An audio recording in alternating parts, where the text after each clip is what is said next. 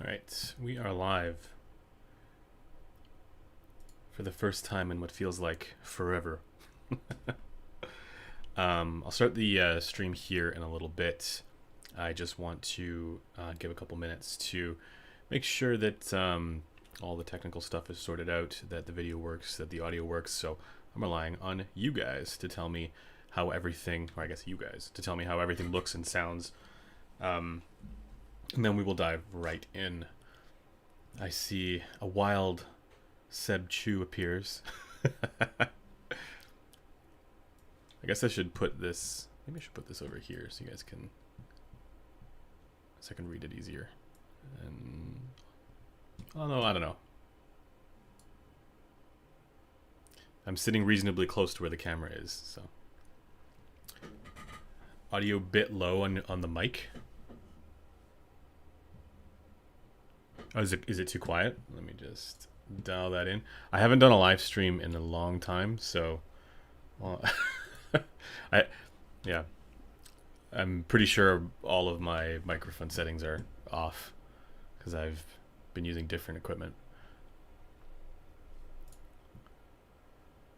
You should probably turn the volume up.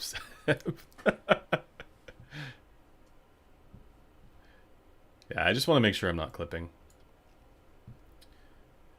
Eventually what we'll do is I want to kind of like formalize these live streams a little bit better. And we were doing a little bit of that while I was gone. I'm not sure if you guys tuned into the gaming stream with Chrono and DMS, but I want to do a little bit more like that and have it be a little bit more of a properly produced section. And then ideally, I don't know if we're going to turn this into like a podcast form. We've had that in the past, but the amount of work that was involved in actually like ripping the audio and then publishing it and getting it all, you know, done well wasn't worth it. So maybe we'll revisit that this year, because it seems like a lot of folks like this format too. As an example, I was kind of like checking out some of the like channel stats, and one of the live streams like randomly got 85,000 views, like out of nowhere, like a recent one that we did. So I don't know what's going on there, but YouTube seems to be enjoying the live content. And so I think there's no reason not to do more of it. 2 more minutes and then we will start. I should have like a countdown, a little timer. Volume is okay. Happy Friday. I see a lot of familiar names. Rob, good to see you. Scott, good to see you. This is not the usual sort of time that we do these as well, and it's because there's a video that I'm trying to get out for tomorrow, so I knew I wouldn't have that slot for this stream, but I did want to let everybody know that I'm back from vacation. I had a good time in Mexico. Went to Mexico City and Oaxaca, and then also Cancun for a buddy's wedding. And if my buddy's watching, shout out to you.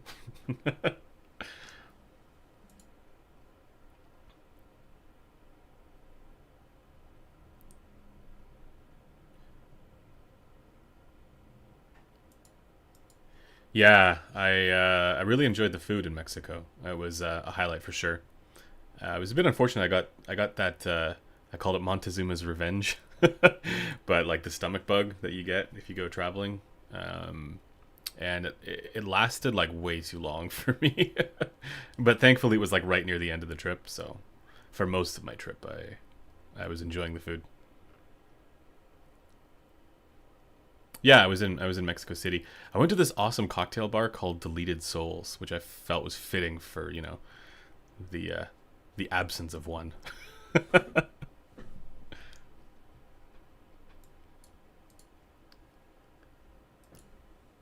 Hobby Talk, good to see you. Supper Salad's in here. By the way, Supper Salad, side salad audio. That was an awesome video you did. Great job on that. It was a great, as someone said in your comments, like that was a better explanation of what we're doing than what I gave. So, props to that vid. Yeah, I didn't drink the water when I was there or anything like that. I was very careful about that because I normally have issues like that if I travel to Latin America. Like I've had it. I spent a lot of time in South America as well, and I've had issues like that. So I know not to drink the water.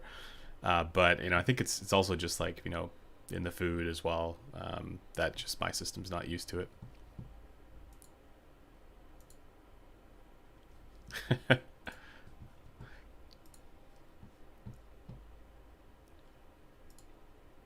All right, I think we can get started now, and I'm just going to let folks know that we're doing this. Anybody didn't see it. Scheduled it a little bit in advance this time. I'm like just like going live regularly. All right.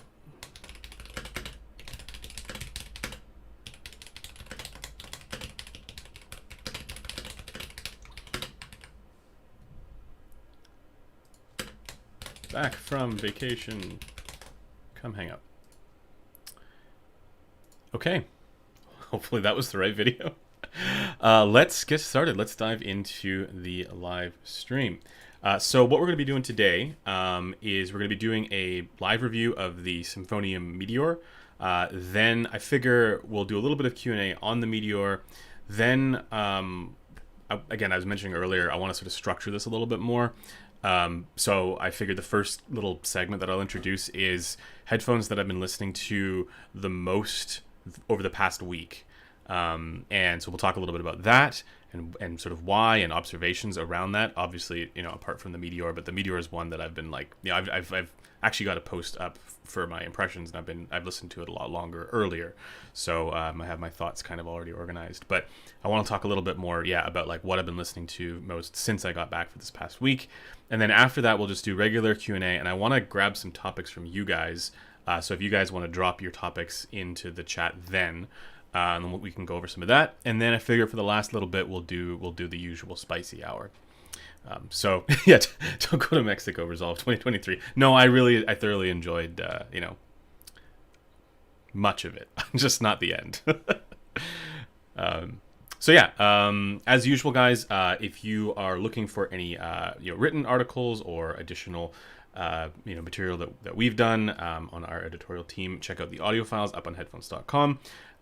Check out the forum thread that's linked, or forum discussion that's linked in the description here, and join us on our Discord, also linked in the description. I guess for folks who don't know, we have a Discord now, and that's where you can go to chat with me. That's where I usually participate. It's pretty much the only Discord that I participate in. So definitely check that stuff out if you haven't already. Once again, all additional stuff is featured up on headphones.com. In addition to that, the Symphonium Meteor is an IEM that is available on headphones.com. I actually don't know if it's currently in stock. Maybe Taryn can sound off in the chat and let me know if it is. I have no idea. But let's dive right into the review here, guys. The Meteor is a $600 IEM, so $599. And some of you guys might know the brand Symphonium from the highly regarded Helios, which is, I think, at around $1,100. And that seems to be currently the dominant in-ear headphone at $1,100. And the thing with the Meteor is that while the sound is very, very good, the thing with the Helios is that while the sound is very, very good, the fit is a little bit, it's a little bit rough. It is a very bulbous, not particularly well contoured shell with a very protruding nozzle that some folks, myself included, had a little bit of trouble with for the fit. Now, other people like Precog Vision didn't have as much of an issue with the Helios, but for me, I struggle with the fit of that one. So it just wasn't one that I could use for a long period of time. So since then, Symphonium has teamed up with Nightjar. I don't know anything about Nightjar, but I'm told that Nightjar was involved in the tuning of this to some degree, to come out with the Meteor, which is a smaller shell design. Slightly different tuning as well, but there are some similarities. We'll talk about that. But that's the biggest thing that stands out to me right away, is that this is a much more manageable size it's far more comfortable. I can wear this for basically the entire day. So and you guys can see this here. I'm going to try and block out my face as best as possible.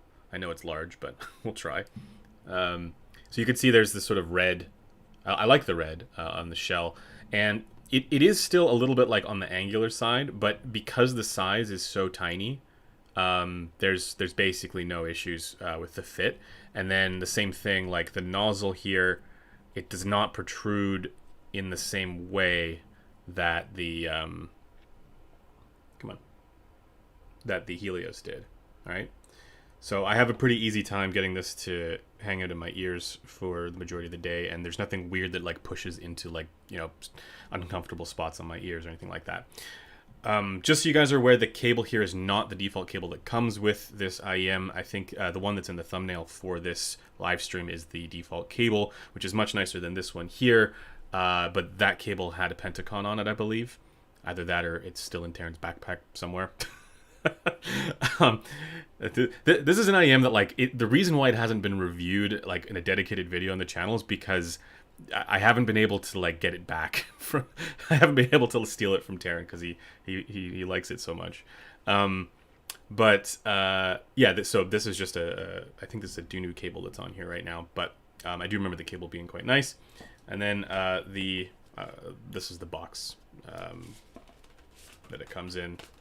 And has this little flappy thing, right? And there's a baggie in there, so yeah. That's the Meteor. Now, let's talk about let's put this over here. Let's talk about the sound.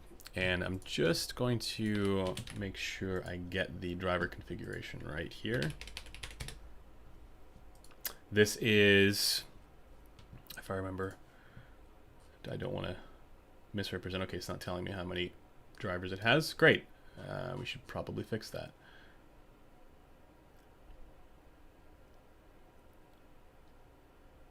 Anyways, it has some drivers. I'm pretty sure I put it in my initial post, but I've forgotten the exact number.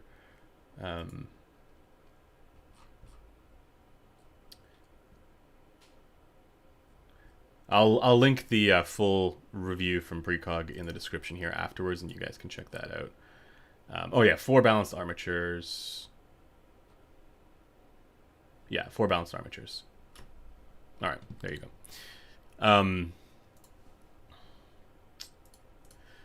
So let's now dive into the measurements here.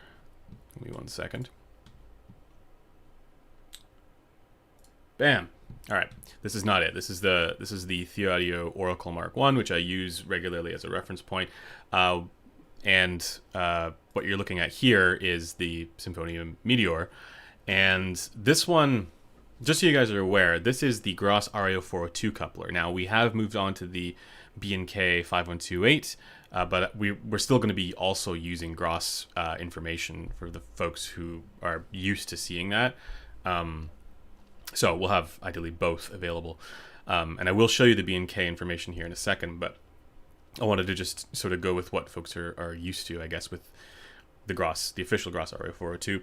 Just remember that on the Gross RIO 402, it is not identical to the 0045 clones that are out there because it doesn't have the coupler resonance at around 8K, so it looks a bit different there.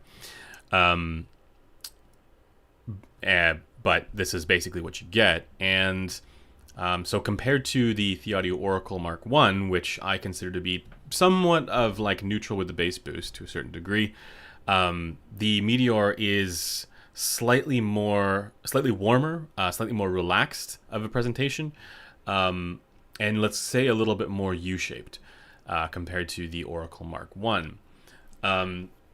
And I think that's generally how I would describe it for its overall tonal balance. This is it is a more relaxed, slightly U-shaped presentation, but still has, you know, good clarity up into the upper mids here. You know, this is something that really contributes. Like, you need this, otherwise it'll sound, you know, muffled. But where it is relaxed is in the region that, you know, sometimes can cause shout, sometimes can cause fatiguing elements, you know, in the treble. So it's a bit relaxed in certain different places here. Now, what's interesting about the Meteor is that you can see there's like a bunch of like kind of raggedness in the treble, but perceptually it doesn't really sound like that. It sounds, and it might be because it's sort of overshadowed by the upper treble a little bit, but for whatever reason, like I don't hear the ragged kind of response that I measure here. So this is one of those, again, where, what you see on the graph doesn't necessarily predict. Like if I were to look at the graph here, I'd be like, yeah, I bet that's, 5.7K comes across a bit strongly, and it really doesn't. Like really not even a little bit. So whatever they've done here, this might be slightly different at the eardrums of actual people. But I hear the treble as being actually very smooth.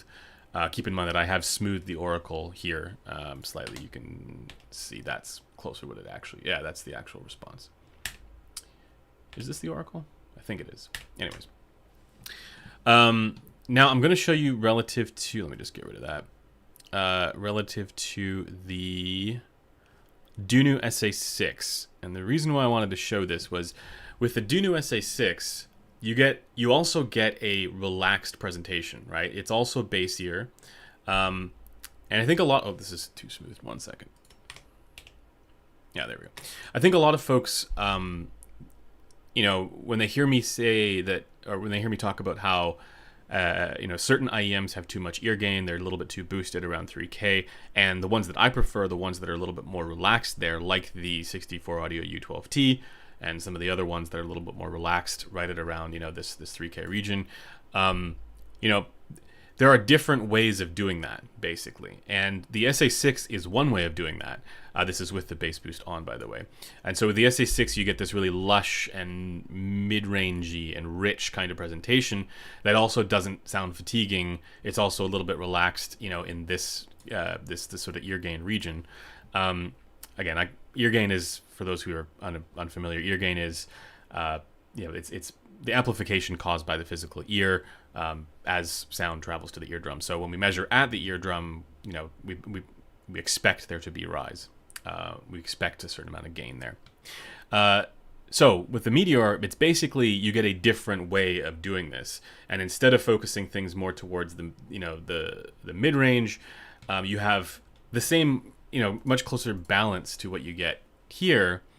So a more normal balance, let's call it, just with also a relaxed presentation for a number of different places, and particularly that what would ordinarily be, I guess, the shout region for me, because I find, most well-tuned IEMs, I find them to be a little bit shouty, meaning that, oftentimes the upper mid-range is sort of emphasized over the resonant harmonics above it, causing a kind of glare to vocal sounds, guitar tones, and things like that. And that's the way that my ear canal works. And so I think if you're like me and you find that, most good IEMs, like we're talking, Moondrop variations and stuff like that, like highly regarded IEMs, are a little bit on the shouty side, they're a little bit on the glary side for the upper mid-range, then I would look strongly at the SA6 and the Meteor for their respective tunings, because they are both a little bit more relaxed there, and even to a certain extent the Oracle is more relaxed there than what is, let's say, regularly regarded as neutral. But for me, perceptually, it's a lot closer. So, in general, or I guess in short, I'm going to sum up the tuning of the Meteor as being a slightly colored, but also relaxed version of good here, with a little bit more bass emphasis and a little bit more upper treble emphasis, leading to a slightly U-shaped presentation, but not one that, it's very different from the SA6 in the sense that it's not about that sort of rich, lush mid-range kind of sound, and much more about a normal clarity-focused presentation, just with an emphasis to those two particular ranges, the bass and then the upper treble. In particular, I just want to kind of highlight the treble. This is the kind of treble presentation that I think is good for folks who are treble sensitive, but also still, there's still a sense of extra air and treble boost, because there's a little bit of extra crispness up top, but it is done in a way where the region that would ordinarily be a little bit on the fatiguing side is what's relaxed. So, the way that they've done this is they've focused that the treble, they've kind of overshadowed the lower treble and the mid treble by the upper treble a little bit, and that really helps kind of smooth things out a little bit. It makes it so that, again, you don't have any of that, what I worry about, what I call percussion compression issues, where there are lower treble harmonics that are like, boosted over the resonant ones above it. Is very much focused instead towards the upper harmonics. So I think that this is one way of kind of giving a little bit of a treble boost and creating that U-shaped sound without making it fatiguing, which is great. So that's the tuning here. Let me just return. I've returned. Let me hold these up. So that's the tuning, and there was another reviewer who mentioned recently how, like, there's a lot of IEMs that are kind of coming out that are tuned the same, and then there's some IEMs like this one that come out that are tuned very differently but still sound great. And I think that's a great way of putting it, where I would not call this neutral, but it's funny, like, for me and for my ear, like, perceptually this sounds a lot more normal than many of those quote-unquote neutral IEMs. And I think the reason for that is because of the amplification of my specific ear canal. Now, I will be doing getting in-ear mold impressions done at some point, and also to get in-ear microphones done for me. So eventually I will have a better sense of what that difference is. We'll ideally be able to show kind of on a graph for over-ear headphones. But at the moment, I'm sort of running with the hypothesis that, for me, many of these neutral IEMs, like the variations and stuff, well, I guess variations is with a bass boost as well, but you get the idea. Even the Blessing 2, to a certain extent, they are just shouty sounding to me. And when something like this comes along that is more relaxed in that region, it sounds a lot more normal. Like, I wouldn't say this is neutral because it is bass boosted and it is upper treble boosted. It is more U-shaped, but that, the region up to 3K is a lot more normal sounding to me for the level that it has than I find with many IEMs. So if you're like me, that's, I would take a look at this for that tuning, and other tunings like this, or tunings like the SA6, because the SA6 is also relaxed there. Now let's talk about the subjective stuff, the stuff that is more difficult to identify in frequency response in our analysis of it. And for the Meteor, it is excellent. The bass is exactly what you want for bass. I'm sure there's bass that is more punchy than this. I'm sure there is, but it's solid. The way that it's handled on this, it feels great. The soundstage also, it does not feel claustrophobic in any way, and the instrument separation is fantastic. There's no blunting for trailing ends of tones. It's very detailed, and once again, because of that upper treble lift, very airy and open sounding. I think the most impressive thing for the Meteor is its sort of incisiveness. Like, when you're listening, I was listening to a jazz track. I can't remember the name of the track, but it's by Sine Eeg, the Danish musician. But there's a section where there's stuff going on kind of in the center image, and then, like, there's a piano that comes in, like, just on the left side, and it's so, like, incisive and precise for kind of like the placement of that and the distinctness of that with the Meteor. So I like that quality a lot with this one. And so let me think about some comparisons here. Compared to the, again, SA6 and SA6 Ultra, those ones are, again, a little bit more lush, mid-rangey. This one is a little bit more clear sounding, but also this is a little bit more bassy. Like, the bass on this is just more. So I think for those ones, I like the SA6 and SA6 Ultra a lot. They are my common recommended IEMs for that kind of relaxed sound, but I do think that this is even better. It's different. Better is hard. It's different. Let's go there. It's different. but would I take this over the SA6 or SA6 Ultra? Yeah, I probably would. I probably would. Um, Even though I love those IEMs, I think they're both fantastic. Uh, Compared to the Theaudio Monarch Mark II, well, the Monarch Mark II is a little bit more neutral than this, like a little bit more classically normal for its tuning, and I think it's also excellent in that regard. Despite some of the raggedness that you see in the treble for the measurement of the Meteor, the treble on the Meteor actually does sound smoother than the Monarch Mark II. And then also the bass is, I think, more distinct on the Monarch Mark II with a little bit less of the lower part of the ear gain. So this one is a little bit richer and thicker. But at the same time, yeah, I mean, I think that the Monarch Mark II still has a more clear mid-range. So for folks who are really mid-range centric listeners, the Monarch Mark II is probably still going to be the better choice. But think of it like this. Monarch Mark II is closer to neutral with a bass boost, and the Meteor is just pure fun, right? And so depending on what you're kind of after, tasteful coloration might be the choice, might be the better choice for you. So, okay, that's, I don't know if there's any other comparisons. Compared to the variations. So, as I was mentioning before, the variations to me sounds more detailed than this, but also more shouty. And so this is, the Meteor is more relaxed sounding. It is a little bit more, based in upper treble focus, a little more U-shaped. Whereas again, the variations is what I would describe as closer to neutral with a bass boost. However, again, for me, it's like I probably would not use the variations without EQ, or I just straight up wouldn't use the variations without EQ. I think for maybe folks who aren't as sensitive to 3K or that particular region of the frequency response, the variations might be the better choice, because it is, especially if you're looking for kind of like neutral. But this is again, the fun flavor kind of oriented thing. So think of it like that. The variations is like good neutral with a bass boost.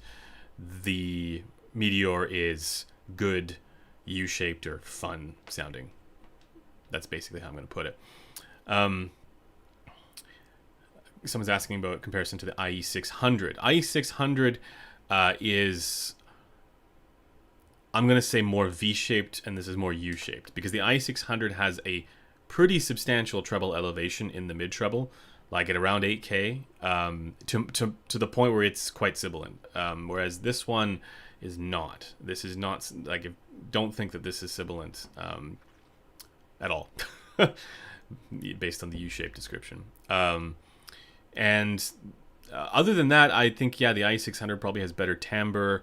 I didn't do that comparison directly, even though I have heard both of them, so it's hard to say which one has, hits harder. But for those looking for like really good, bass-focused IEM, I think this, personally, I would straight up take the Meteor over the IE600. That's no question. Because for me, the IE600's treble is just sibilant. But, I know a lot of folks who were not bothered by that on the IE600. So, it's, if you're not sensitive to that region, then it's a good question, I guess. Because they're both good versions of V-shaped or U-shaped, respectively. You said you had the IE600, and you definitely find the Meteor more fun.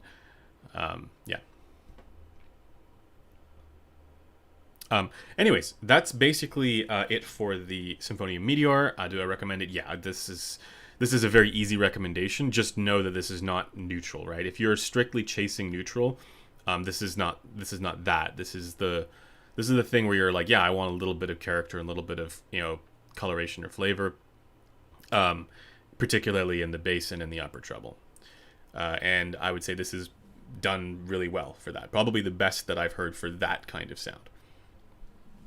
Also, it's funny, the I didn't do the comparison yet with the Helios, and I mentioned at the beginning of this that the Helios goes for there are similarities, right? This is actually more elevated, I find, at least subjectively, in the like kind of like the rest of the bass, whereas the Helios is more focused towards the sub bass. So I actually find the Meteor to be more versatile for the tuning. But there's a similarity there in the sense of like they both do a really good job of that presentation of air, like for the way that the treble is done. I think with the Meteor, there is one caveat that I should mention. When I listen to this with just the regular silicone tips, like the rubber tips or whatever they are, the treble did get a little bit too much there. Like it was, I wouldn't say it's not exactly sibilant, but it's like it's just a little bit too forward for the boosted region in the treble, like 10K ish, 12K. When I swap to the foam tips, that goes away completely. So I think it's worth tip swapping if you find that to be the case on the Meteor. If you have this, or if you listen to this and you found that it was a bit too much there for the air, tip swap to some foam tips, and that should help. I know the foam tips they're not as good. You often lose a little bit of something with the foam tips. You lose a bit of magic, but it does curb a little bit of that upper treble. So yeah, I think that similarity for treble presentation between the Helios and the Meteor is intact. So yeah.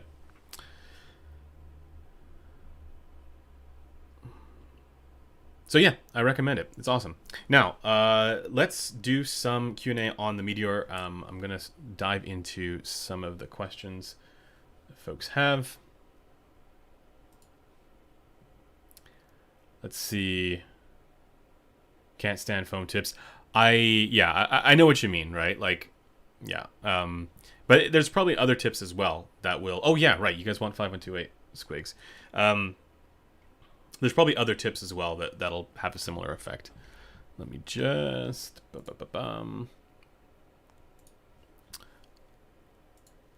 So, sorry for the the brightness. This is with the 5128, and you can see the same thing. It's a little bit relaxed here in the ear gain region. This target here, I think, yeah, it's 12 dB slope. We haven't yet settled on like the actual degree of slope that we want for the IEM target. 14 would be what Harman asks for, which is a bit warmer and thicker, but we're sort of playing around with that to see kind of what folks prefer. This feature is that seems to be something that is common for the way that the I guess it's to do with the way that the IEM sits in the pinna, in the actual ear of the 5128. So perceptually, that's not there. So what I might do, actually, I have to do some testing on this to figure out if it is actually because of that. But yeah, there's a theory that this is due to the IEM actually just like physically moving for this range of the frequency response. But yeah. You can see basically what I was talking about with, a boost to the upper treble and a boost to the bass, and then a little bit relaxed in this region of the ear gain. Good? Okay.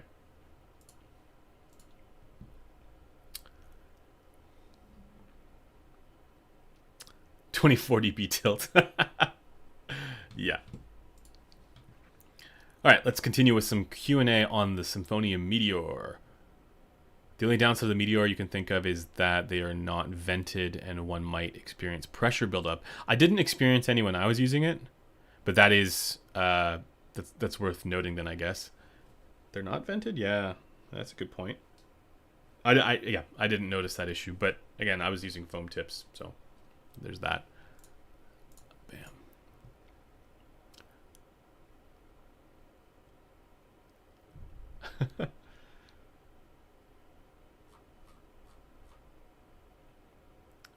How would it compare to something like the Timeless? Oh, the tuning is a lot more enjoyable on the Meteor.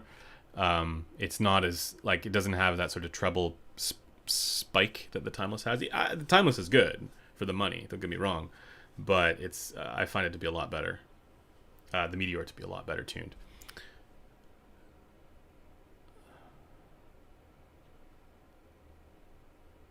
You want to? Well, yeah, I can show it with the 14 dB tilt, but I don't have the screenshot for that.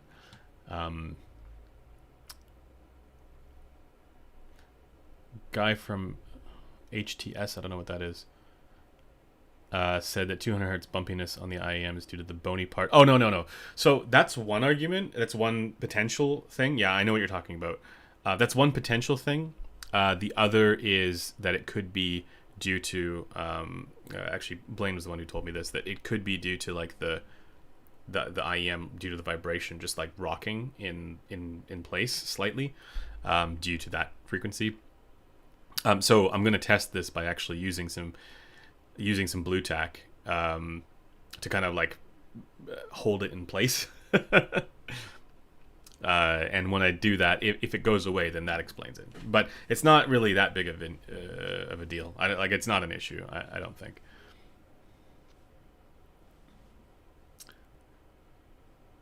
Can you compare? I have not heard this supernova.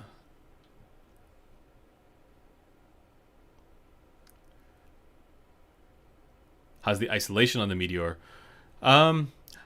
It's good. I don't. I mean, it's probably going to depend on the tips that you're using as well, like like all of them. But it's not like I used it on a plane, so I can't really weigh in on that. I think maybe there's like it's pretty small, right? Like there's probably IEMs that if they have a larger footprint that are contoured more to the shape of your ear, they might attenuate more. What about BA timbre? I don't know. I mean, yeah, it sounds like a BA IEM, but what else do you want me to say there? Let's see. What are your favorite tips? I tend to gravitate to foam tips personally because I find I have an easier time attenuating some problem frequencies in the treble, and also it's also partially because the fit ends up being easier for me. But yeah, I also get that foam tips can make it not as good.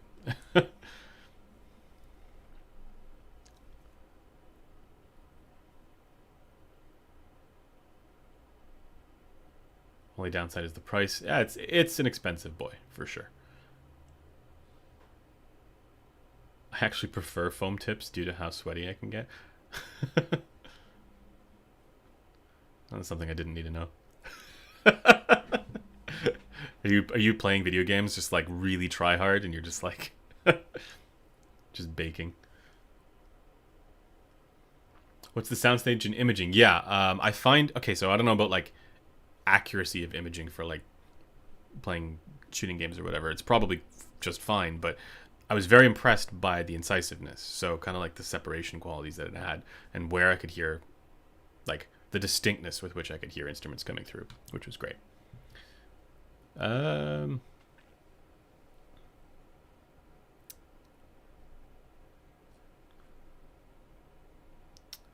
tip king. Yeah, we compared it already to the IE600. We're just all rocking some OG HE6s.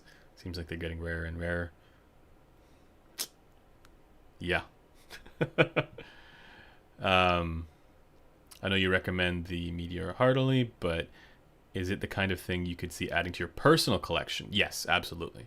And the reason for this is, again, because of what seems to be true about my ear canal and the way that I hear most good IEMs. The Meteor is much closer to the kind of sound that I personally find. I mean, yeah, like it's maybe got a bit much bass for me, right? Like this is more for bass heads, I think, or like people who are like really into bass. But as far as like the ear gain level, it's a lot closer to what I find to be enjoyable. It sounds more normal to me at that region. So yeah, I definitely could see adding it to my personal collection. I mean, it's not like, again, my personal collection is like small because I never get a chance to actually listen to it. But yeah, it's definitely like if I were to spend $500 or $600 on an IEM these days, yeah, it would either be the SA6 or the SA6 Ultra. If it's, I don't think there are any units of that left, but maybe either the SA6 or the Meteor, and I lean towards the Meteor.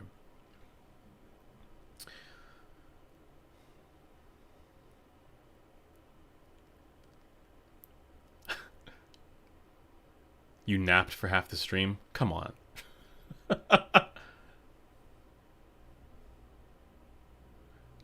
You're staying up too late.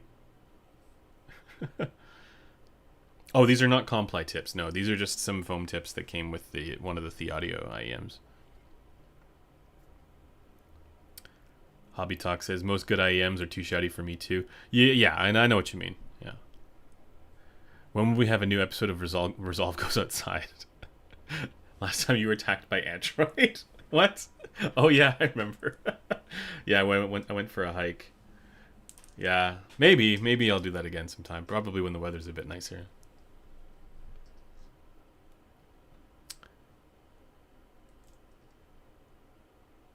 I think a lot of that too was like, I don't know if that's actually good content or like stuff people would want to watch, but like I enjoyed the idea of like when I'd go, visit friends and family in the interior, for a weekend, I'd be able to also still produce something. And my way of doing that was to just go for a hike and then film, you know, film stuff on the hike. So that's really what that was all about. Uh, so maybe I need to do that again. Isn't it cold in Canada right now? Yeah, but I live in Vancouver. I prefer the cold. Like I do not like hot climates. Like I don't understand why people do. Like the sun comes out, I'm like, no, thank you. I'd much rather I live in Vancouver and it's still regularly way too hot for me here. I'd much prefer to wear all the jackets and I should move to Alaska or something, Iceland. No, for real. It was a struggle in Mexico. It was very hot. And yeah, like every time I go to California, I'm just like, I don't understand why people live here.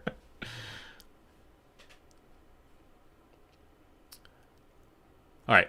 So that's everything basically on the Meteor. I'm not seeing any more additional questions. Is the Meteor more relaxed than the SA6 Ultra? No, like it's just different. It's less mid-rangey and more clarity focused.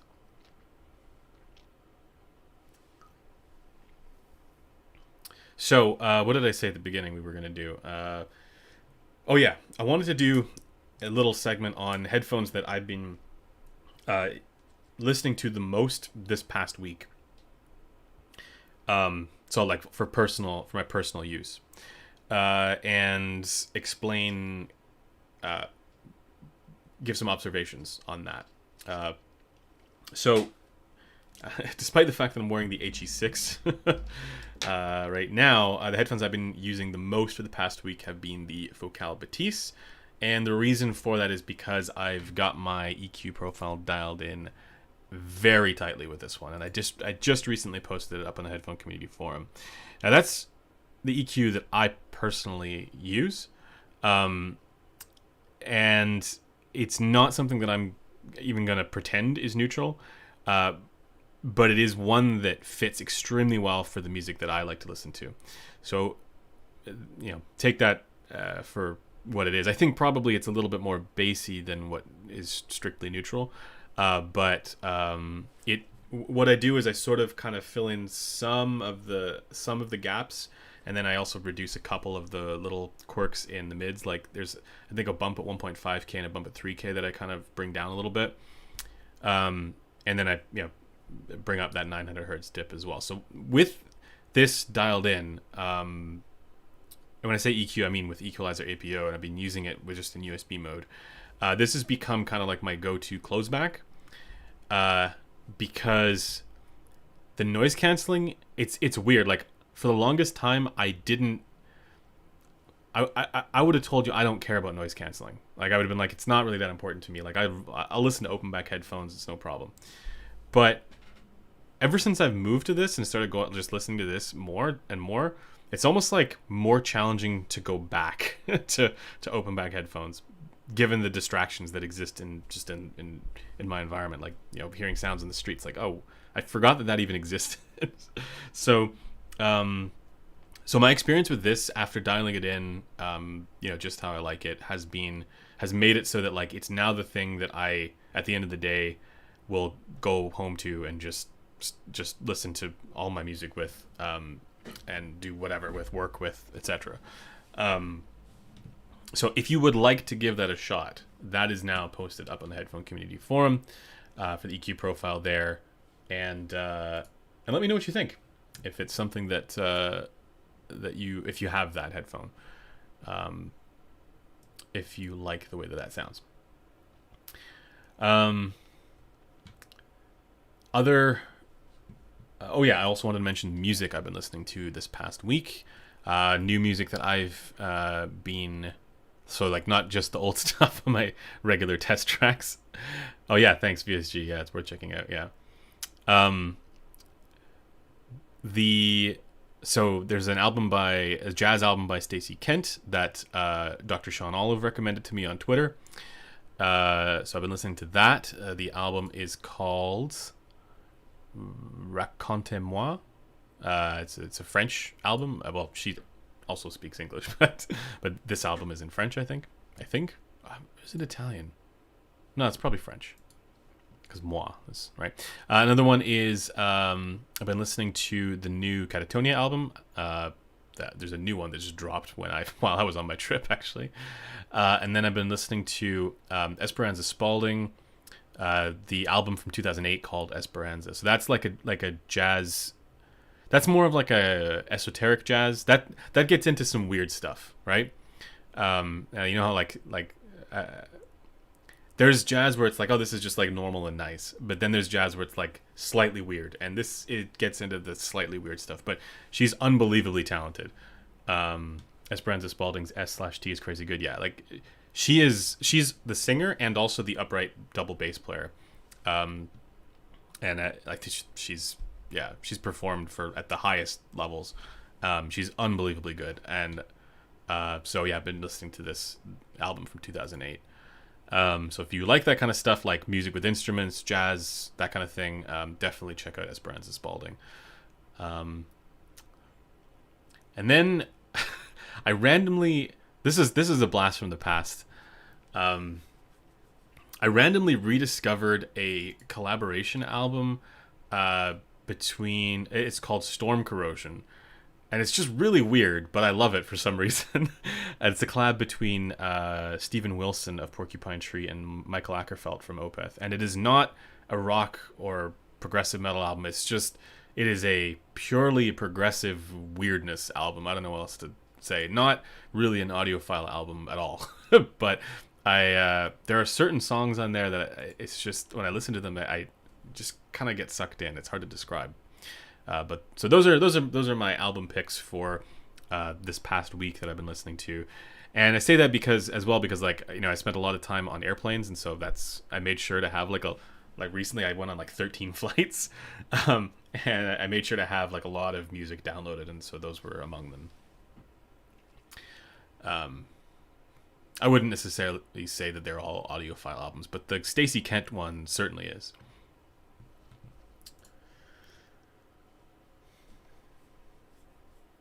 So I figure we can now dive into just general Q&A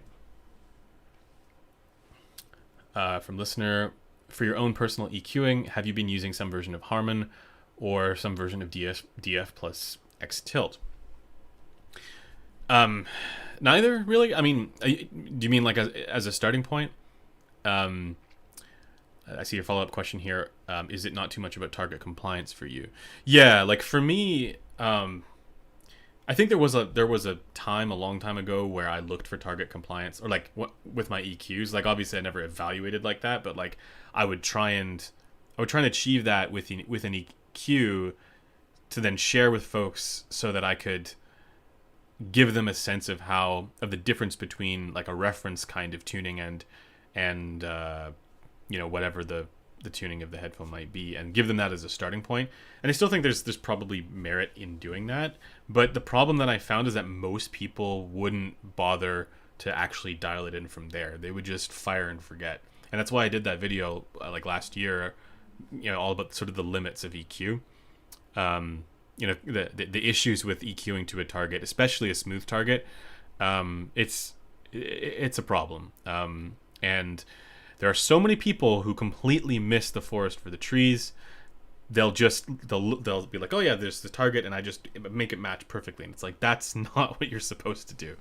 I mean, if you want to do that, sure, but that's at a minimum that should be the starting point. So yeah, I dial it in by ear. Basically, I get to a certain point with measurements to go, okay, that that evens out this region of the frequency response, but it's not necessarily based on target compliance, because I know that, like, if anything, I think you're gonna end up with better results if you EQ to that DF plus slope, just because it's.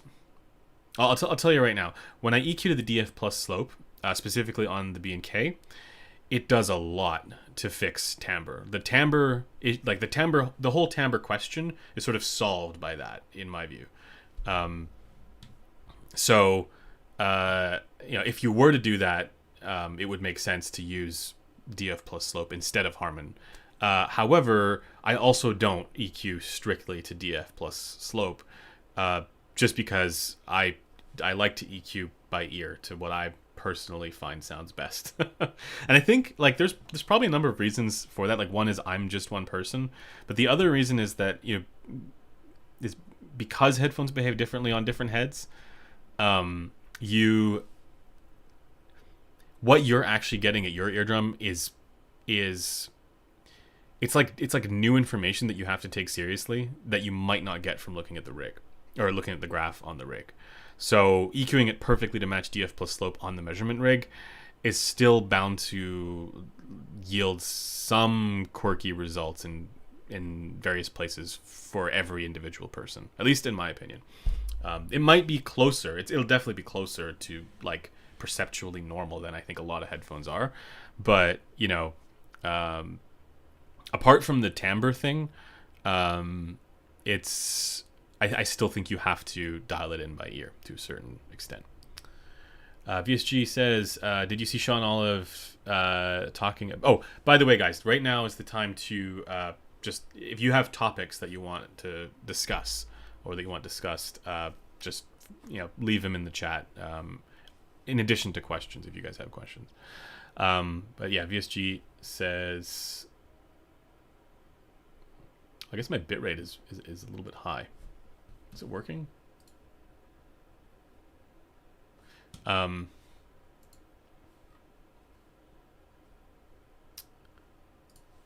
Anyways, VSG says, did you see Sean Olive talking about the future of Harman Target at CanJam New York?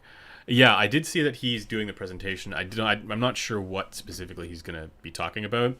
I really hope that, like, when we were doing our sort of assessment of what to do for a reference curve for the B&K 5128, we knew that there were two sort of ways of doing this, right? And we knew that Harman's internal method wasn't correct. Like, they did that as a quick fix.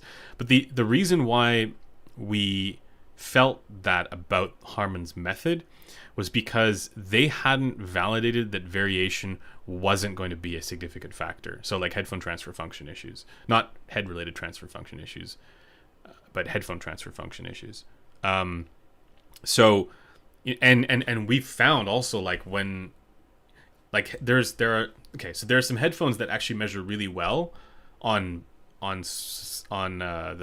the B&K 5128, or measure well, but subjectively sound truly horrible.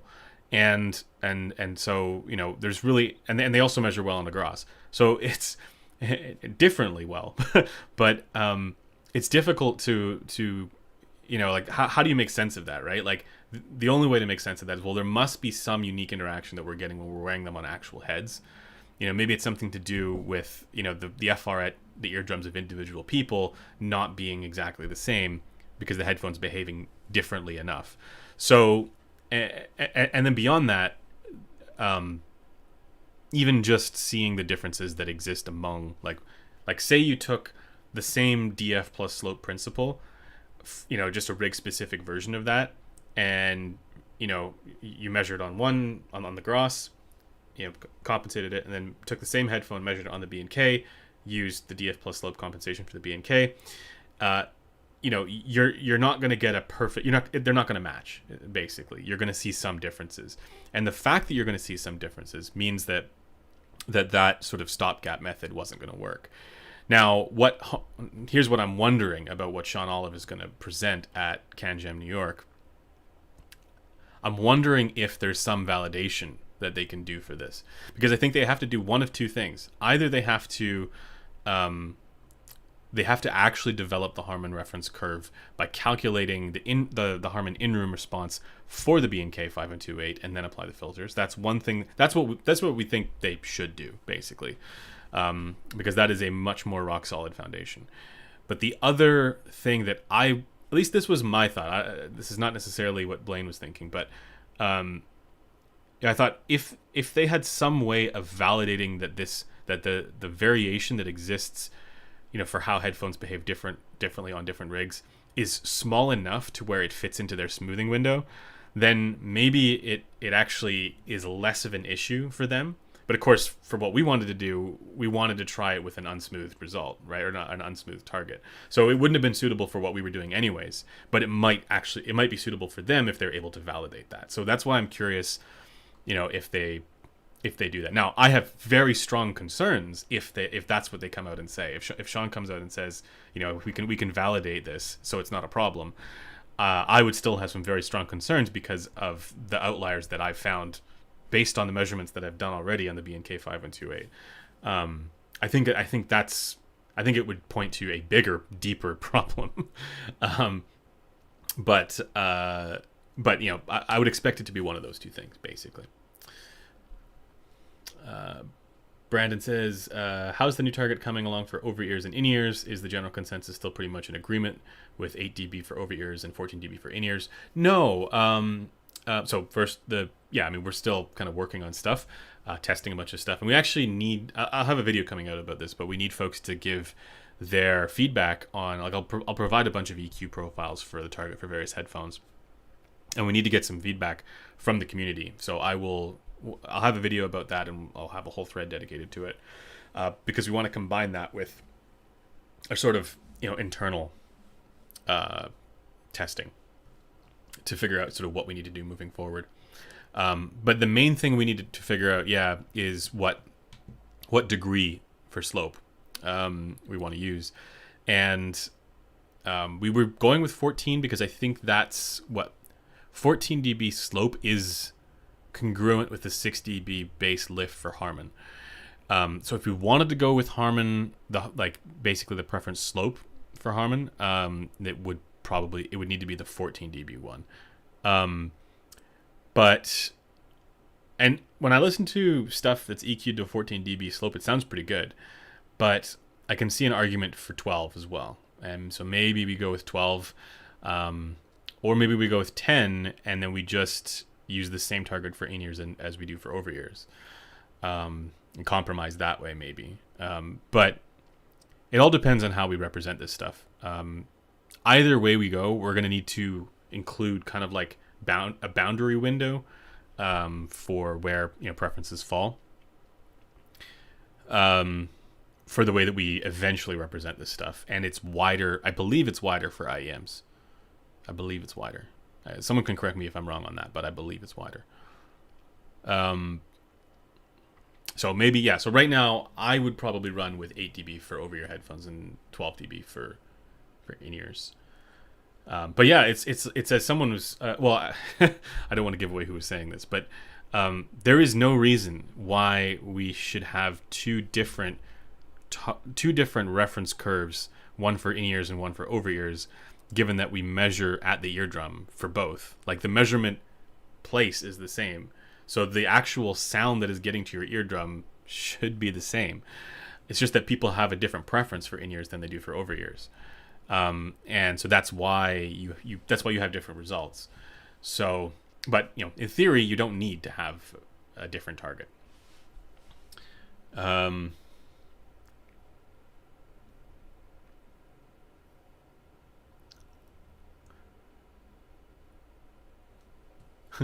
When are you going to help me with my Bainlink control? It's very sloppy. Yeah, sorry, dude. I don't know how to construct additional pylons as Zerg.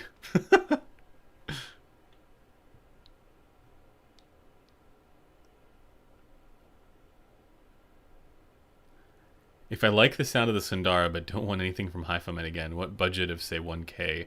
What's my upgrade path?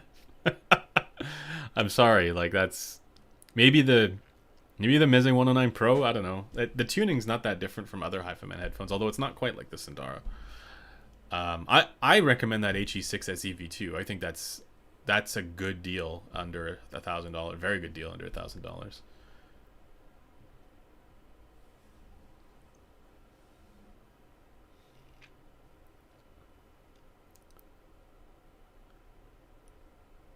How do you feel about the difference between the Meteor and the U12T, taking price difference into account?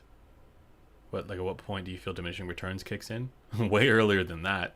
I was listening to when I went on my trip, I was listening to the Truthier Hexa, and that's like $80, and it's like that's remarkable for $80. And so probably after that is when diminishing returns kick in pretty hard. Maybe even before that, I don't know. But yeah, I mean, I do think the U12T is better. I think the U12T, but it's like, yeah, it's never proportional to the price. It says Precog Vision was saying in one of his videos, price is mostly just a number. And my personal view on that is that when it comes to, like, I know there's like studies out there that are like, yeah, there's no correlation between price and performance. But it's like, okay, but there that ignores the fact that there are necessary and sufficient conditions. And you can do more when you have more, driver cost of $100, you can do more with that driver than a driver costing, that costs $15. So it's not a sufficient condition for, better sound quality, but it may be a necessary one for certain designs. But yeah, I do think like the difference to answer that question between the Meteor and the U12T, like there is a difference, and it's one that, depending on how hardcore of an audiophile you are, I guess it's going to matter differently to different people. For me, I probably get enough enjoyment out of the Meteor, and stuff in that $500, $600 range, even though I will grant that, yeah, the U12T is better.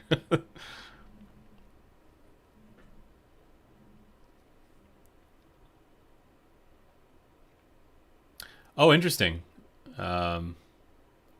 VSG, I'm just reading. Yeah, so they're doing the Harman Target Curve 2023 and beyond.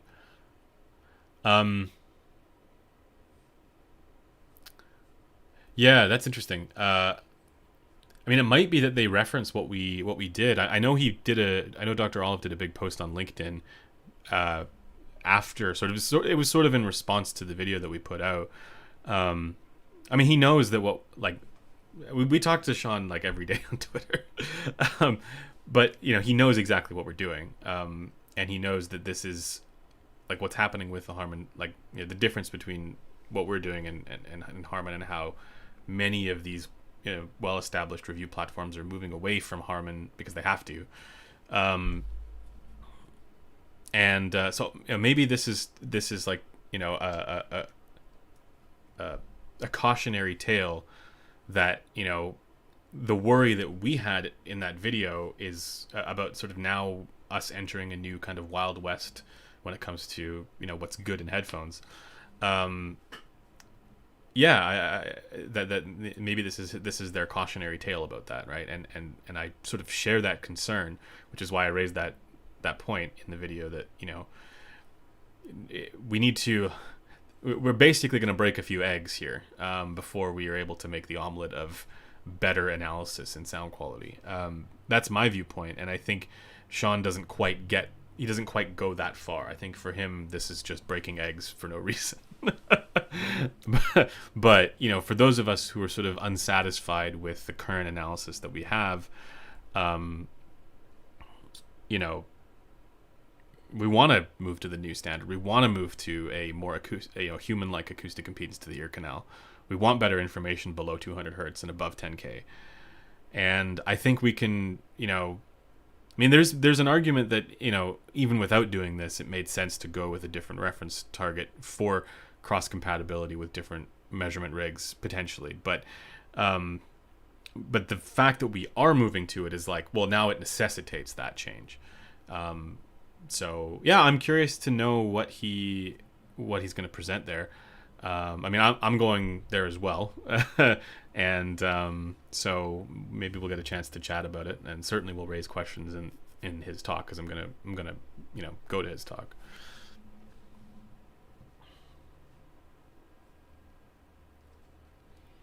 Is there any plans to review some of the budget stuff like the new Truthier Hola? I mean, you saw Crin's video.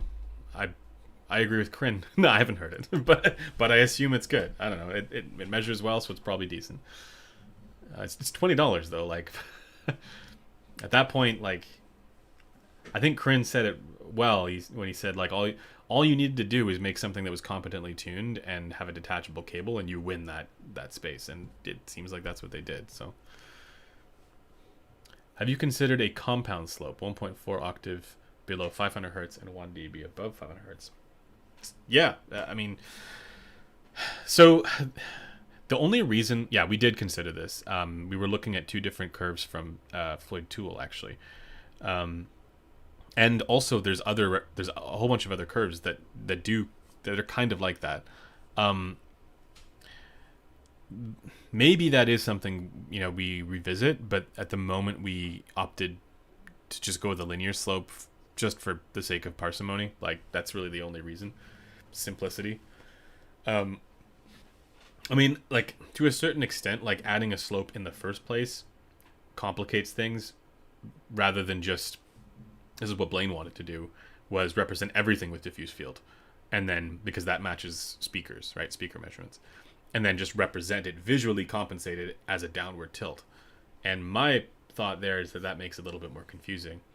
Now, if we were to do what you're wondering here about a compounded slope, or something that has like, if compound is the right word here, but like a variable slope, something like that, then we would need to, it further complicates that, right? Now, obviously, if we're building it into the target and using that as a flat line across, like if that's how we're representing it, then for people who are new, that's not a problem.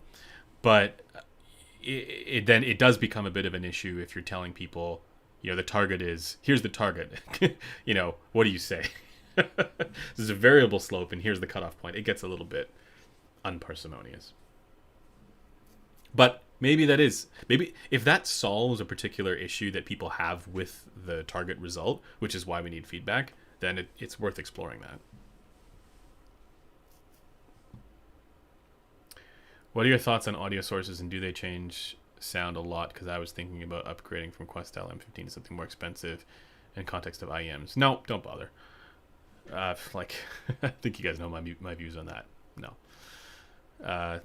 Like whatever differences exist, they're never proportional to, like, you might as well just buy different headphones or IEMs, as long as you have enough power for whatever it is you're running. And in IEM, the case for IEMs, most of the time you don't need a ton of power. When you making a Phil phone video on the headphone show? When he sends me one, god damn it. Phil, send headphone.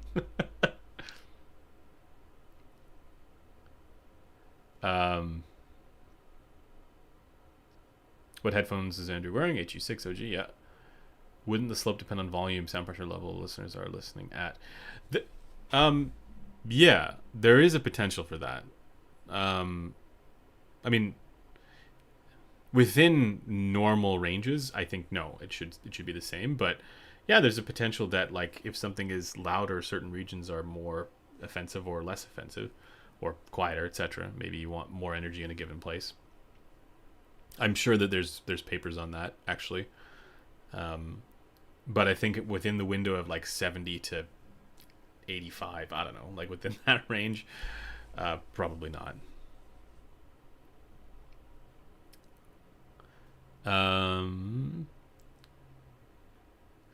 compelled by the argument that bass perception in in-ears is different from headphones, or especially speakers. The bass perception is different.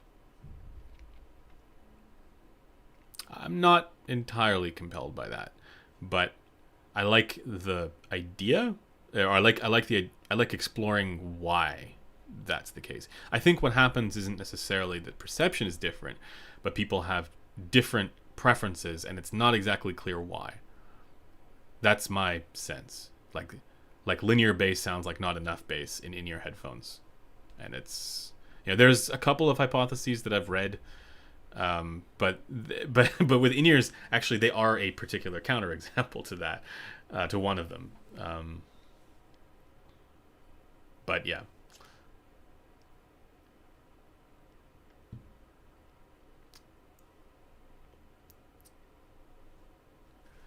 Let's continue.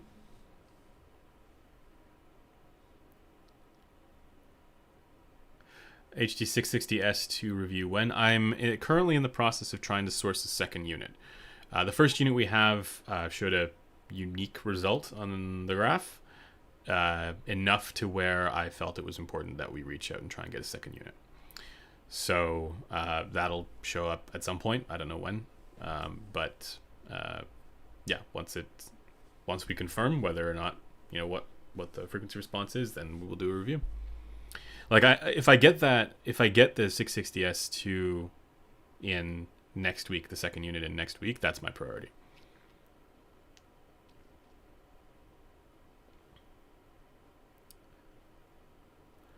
Unit variation in headphones is almost always more significant than difference in DACs and amps. Absolutely. Or even like pad wear.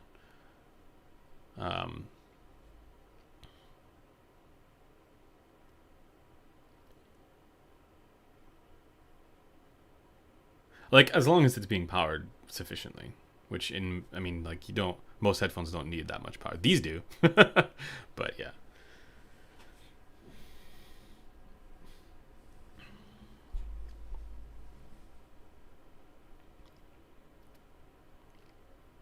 Unit variation is probably the single biggest thing that gets no talk time, but is responsible for so much confusion. Yeah, man.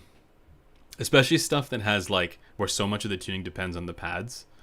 And like pads are kind of like imperfect. Like, I bet, so for example, the Dan Clark headphones, right?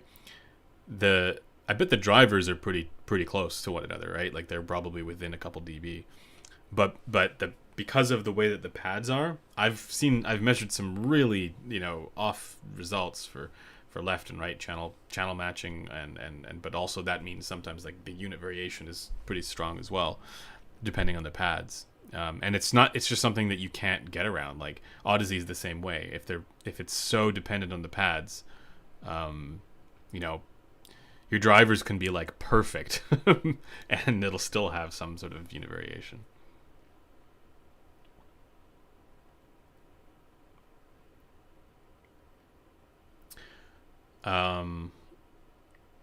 Is there any indication that different driver technology should have different tunings? For example, I've always been suspicious that Harman is too colored for BAs. I mean, so here's the thing, right? I think the Harman in-ear reference point, I think it's just an outlier. I think whatever happened, something happened with their research there that threw off the results. Now, maybe it's to do with the coupler, or maybe, yeah, I have no idea. But something weird happened there, and I think basically for that reason we probably shouldn't use Harman IE at all. And actually, we will soon be able to, I think, demonstrate this. But yeah, I can tell you right now that like Crin's IEF target, for example, that's a much better reference point than Harman IE 2019. And I know it hasn't been validated in an academic format, but yeah, like I think that the Harman IE 2019 is an outlier, and that position needs to be proven, obviously, that's the case, but yeah, I'm pretty confident in that take, and I think soon we would be able to prove it, basically. Or, well, I know we can prove it now, but the point is more it's like a matter of, like, getting the resources together, getting enough people together to kind of make it statistically significant, etc. Right? So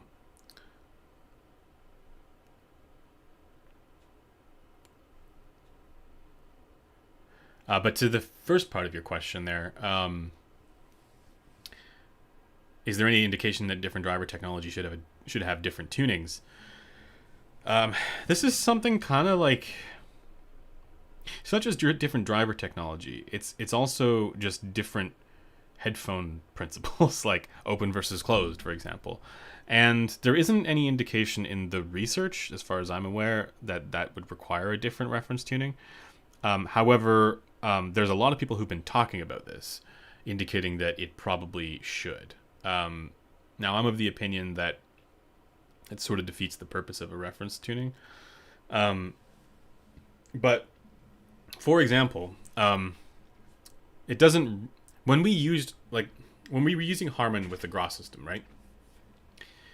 Whenever we measured open back headphones, I'm not sure if everybody saw it this way, but people who knew about headphones and how they measure would basically just ignore the fact that open back headphones didn't have a bass shelf, and would say like, okay, well, if people want that, they just EQ it in or something like that.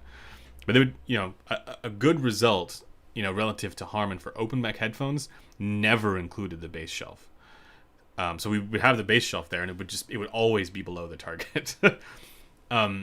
So, there is a sense in which, given what is possible with physics, maybe we should have one that doesn't have a bass shelf for open back headphones. I don't know.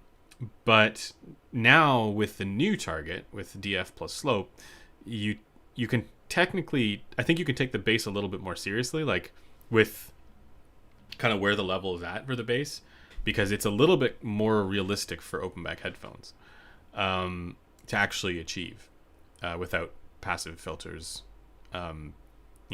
or dual drivers or something like that. I don't know.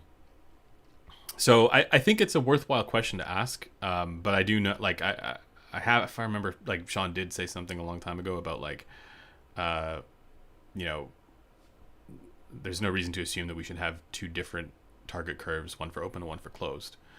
Like the people like different things for open and closed, right? So I'm not aware of any research that would indicate that we should. And I don't think Sean is either. But that doesn't necessarily mean that isn't worth testing. I think it is worth testing. Harman IE 2019 is what happens when you limit yourself to 2 shelf filters. I.e. if neutral cannot be achieved by 1/2.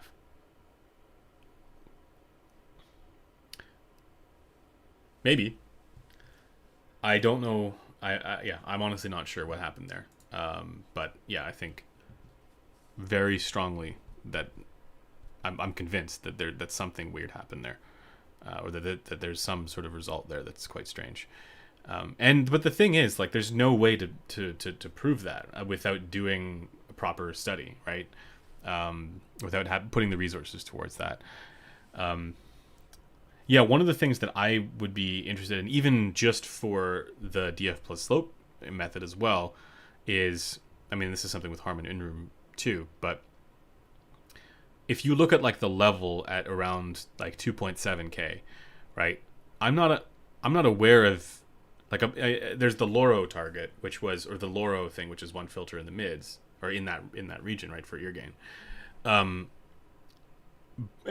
we don't really take that too seriously, but say you had a result that you could identify what people preferred for bass to treble, and then you said, okay, this is what people prefer, like let's say we use Harman, then let's apply that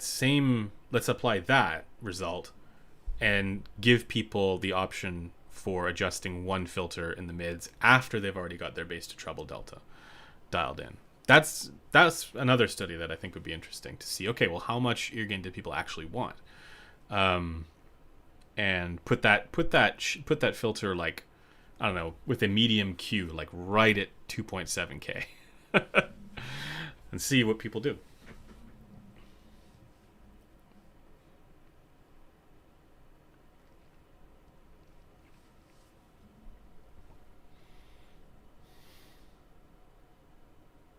$24 dB tilt gain.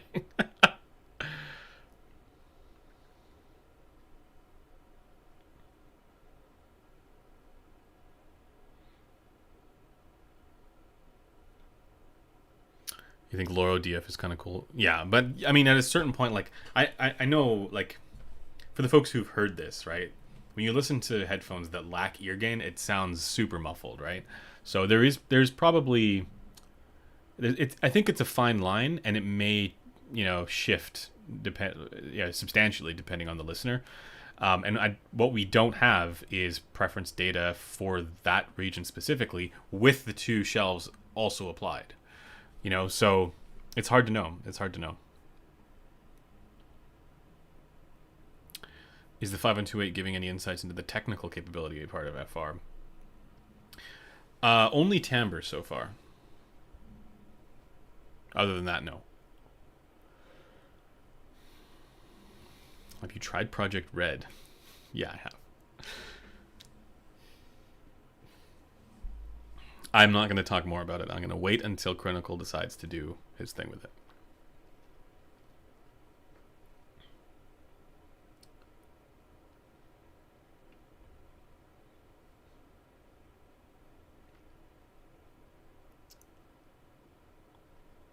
You think LCD 2F is worth it over the 2C with EQ?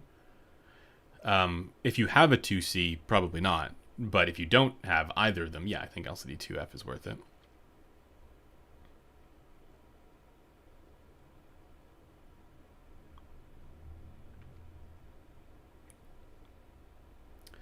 So 5.28 based EQs can replicate HD 600 timbre on other headphones. I don't know about exactly, but like the question of timbre, like we long sort of suspected that like this we talk about like planar magnetic timbre, BA timbre, etc. This stuff is, even back in a video I did a long time ago where I sort of referenced how this stuff might actually be captured in FR, but it's just we can't find it. I think if you perfectly match your HRTF with whatever tilt is preferable to you, that fixes the timbre problem. And it might be the case that given certain designs, like for example, planar magnetics often have these sort of driver mode things. Maybe it means that they get a little bit more ragged in the treble response, and that messes with that particular HRTF. And if you were to perfectly match the target there, yeah, I think you would actually improve the timbre. It would end up sounding a lot more natural. Now, that doesn't mean it's incorrect to talk about, planar magnetic timbre, because it's a common trait with planar magnetics, based on the way that they sound. But if you match that FR perfectly, I do think it would fix the timbre issues. I mean, I've done this a few times now with a couple of headphones where I've matched with an 8 dB slope and a 10 dB slope. I used, like, for example, the HE1000 V2, and immediately recognized that this fixed any timbre issues that I may have had. And there were other headphones, I can't remember which ones exactly I used for this, and that was the same takeaway, that it does a lot for timbre. Now, it might not be, you might still be able to identify the difference between a planar and a dynamic, or an HE1000 SEV2 and something with a biocellulose driver. I'm not saying that there aren't differences there even after EQ, but because maybe at the eardrum those things show up differently. I'm not sure, but the things that were issues with timbre, like if something sounded particularly unnatural or plasticky or something like that, it was fixable. Yeah. I will try it with the LCDX 2021 because I did find our unit, so I'll try that. And I'll see how it goes with it. So again, this is like headphones that I tried it with, which isn't necessarily all of them. Can you explain what is BA timbre and EST wispiness? I'm not sure about EST wispiness. Wispiness?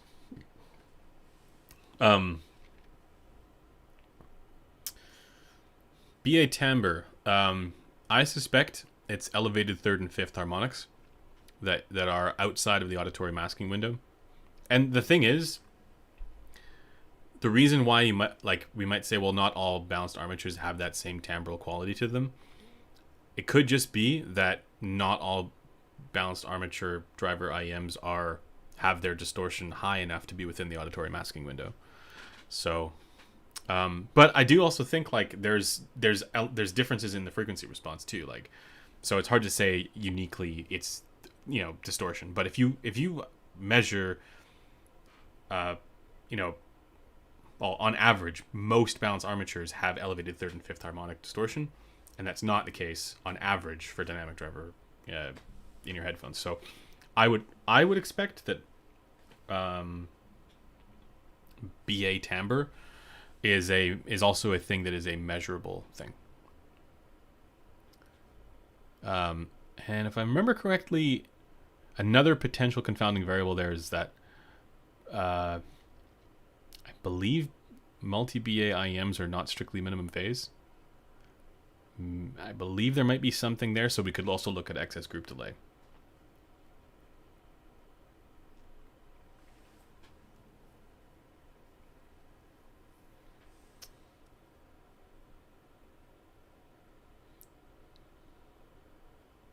Can you explain BA timbre in a non-nerd terms, please?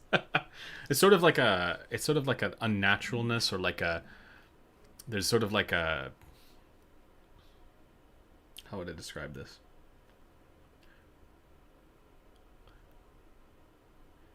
It's like a wimpiness to the sounds. Something can sound really detailed, but it lacks gumption and beef, and it has nothing to do with like low frequency information. But it's just something where it sounds like flimsy somehow.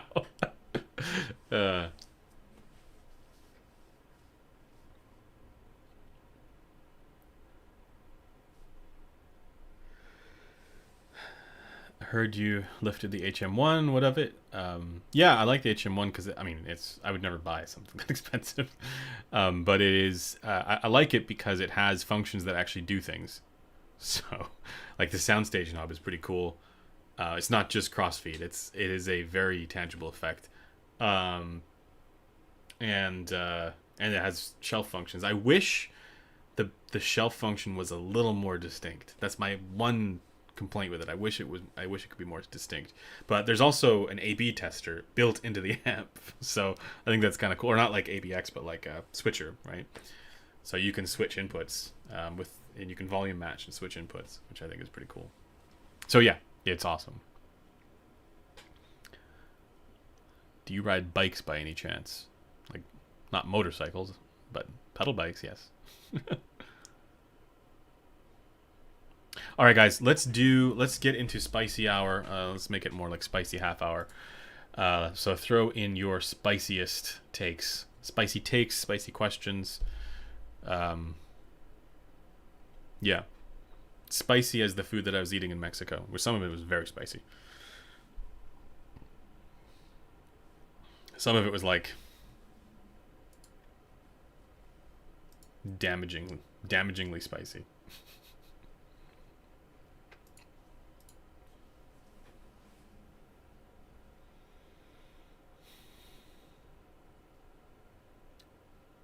BA timbre is so shady. Yeah, I remember that whole BA timbre thing, but like even Grin said, yeah, he hears it. So, but that's what I say. Like it could be like something to do with, like that's not unique to balanced armatures, but the whatever properties are sort of whatever shows up in the actual end result acoustically, that is similar to what you get with balanced armature drivers, right?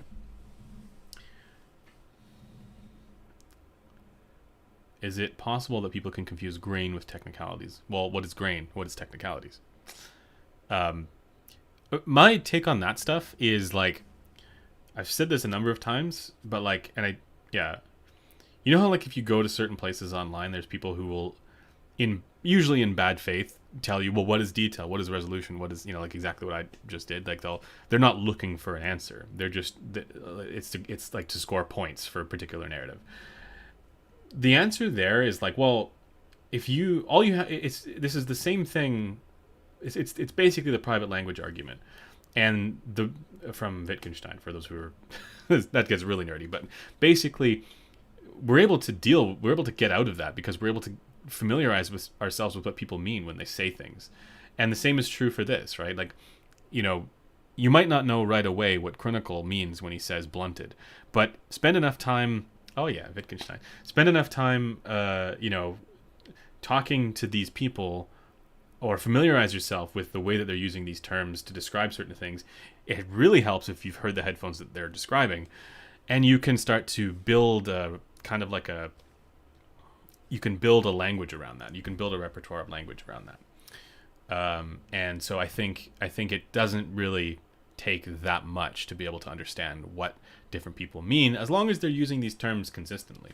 I guess that's the other, confounding issue. Yeah, I'm not gonna dive deep into the private language argument, but I mean, it's still a problem. I'm gonna get to some of the spiciness.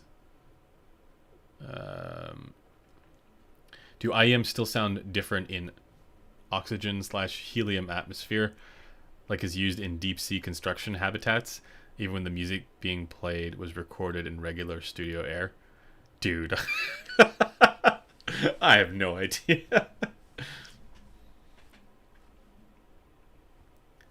Oh, what was your pad question? I missed that.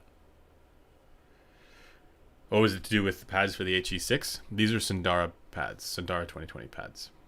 But I also EQ because there's still a 9K peak. If it can't be powered by the Qdelix 5K, it is bad design. Disagree.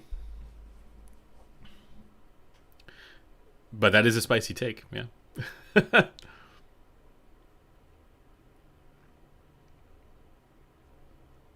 Mexican food is less spicy than Indian food. Ooh.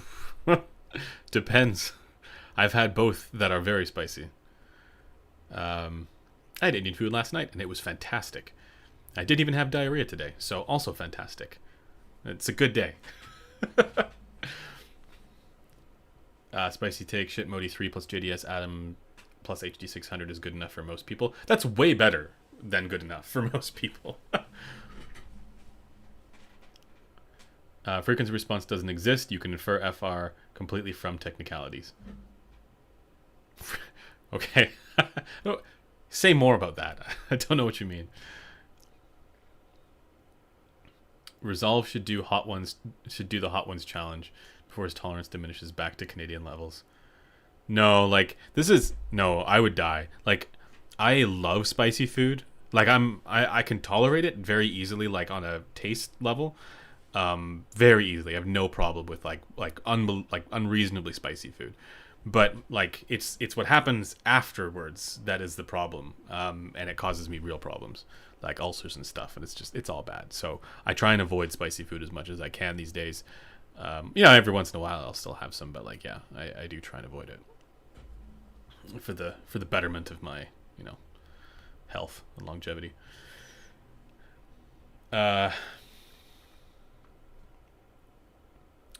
BA timbre. I've seen argued that it's actually just FR, which could be true, and still be BA timbre if those FR characteristics are correlated with BA configs. Yeah, that's kind of like related as well to what I was saying. Like, one thing we can point at is the distortion profile, but the other thing, yeah, it could be just like what I mentioned with planars. Like, it could be something that commonly happens when you have lots of BAs.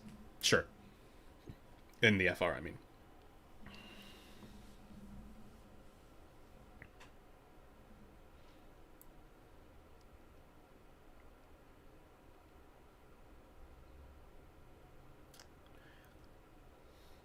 Is the bad synad of R2R DAX noticeable and distracting?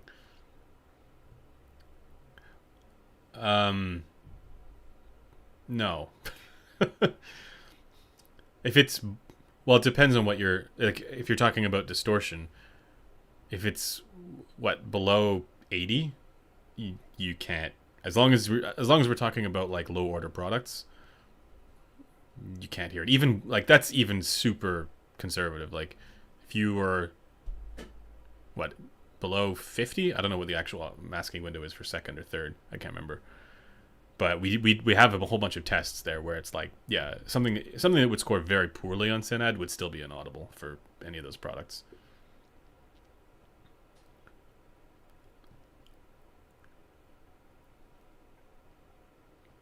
And it also depends on what headphones you have, because if you have um, something like the Campfire Andromeda, it doesn't matter what it's like.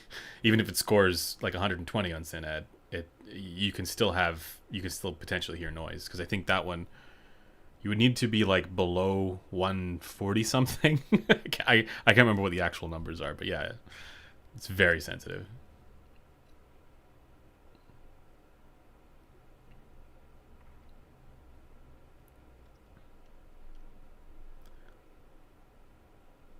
Um, are dongles going to become so great they will replace DAC/amps and DAPs for IEMs in the near future? I mean, they kind of already have, haven't they? I I'm not a DAP user personally, because I don't like bringing more than one device, right? It's not to denigrate folks who do use DAPs, I get it, but for me, I'm a Qtlix 5K stan, right? That's has so many of the things that I care about in it, and that's all I need for IEMs.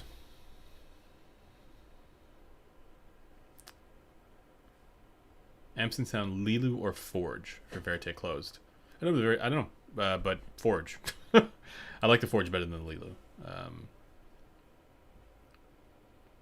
Blam in headphones is psychoacoustic phenomenon. Blam. Yeah. Define blam.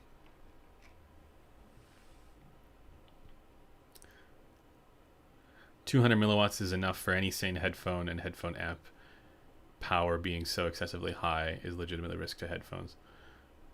Yeah.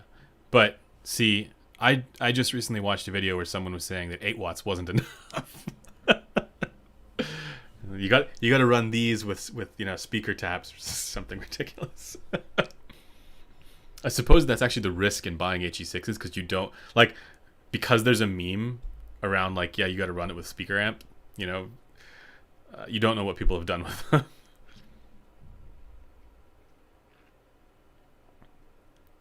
Is there a ceiling to how amazing any equipment can make music sound?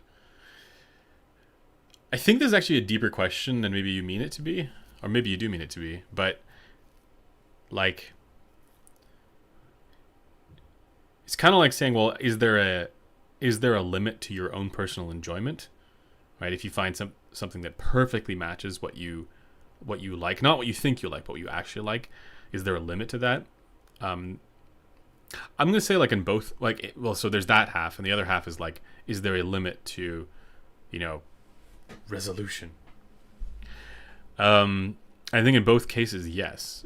At a certain point, we're just dealing with colorations, and whether or not you like those colorations is that's a subjective thing. But I do think on both fronts, yeah, there's probably a limit to that.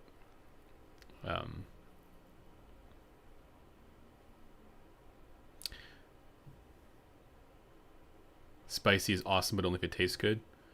If it's just spicy to be hot, it doesn't taste good. No thanks. Yeah, I agree. The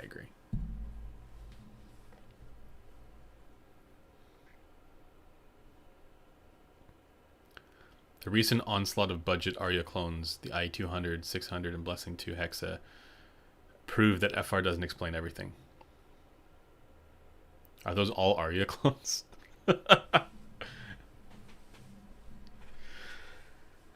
No, I mean FR really, like, I'll say this, right? Like, maybe FR explains the majority of stuff, but target adherence and target compliance certainly doesn't. And if we had perfect visibility on how the FR is for everything, including IEMs, at the eardrums of individual people, I would say that would probably be, exhaustive. Plus whatever we need for like distortion and excess group delay or whatever else we need. But like, yeah, if we had that, then I think we would. Well, we can't rule out FR explaining everything until we have something like that. Masking is level specific and frequency specific, but minus 50 is very conservative for low order. Exactly. Yeah. Yeah. Like second you wouldn't hear it. I think that's one we did, and it was completely not audible, right?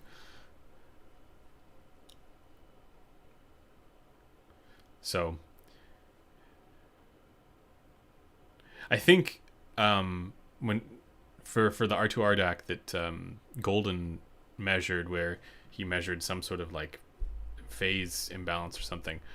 I think that might have been fixed in a firmware update. I'm not sure exactly what was going on there, so I'll let him report on that.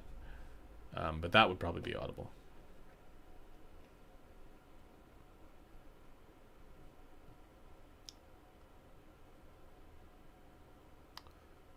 What has been going on this channel lately? Kids have been playing video games. You don't like video games? What's wrong with you?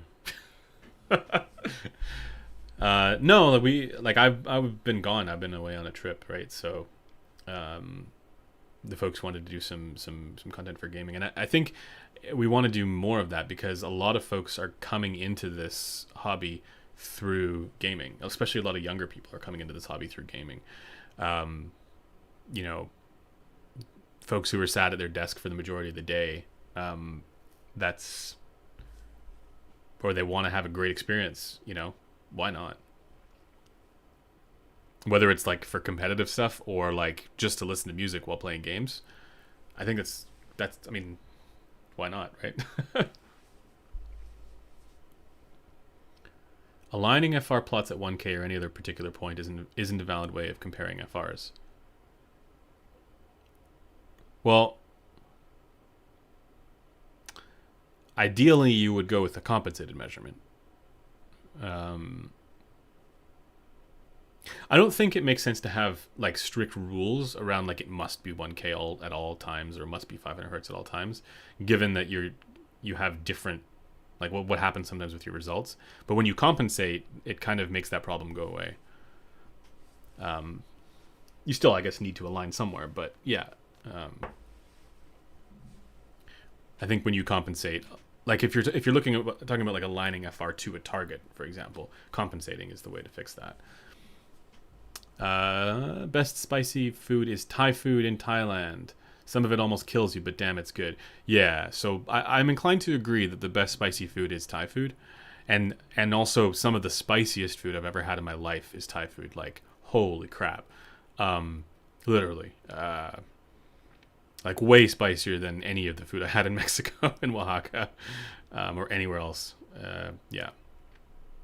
Like, I think that they take spicy food to a dangerous level for most people.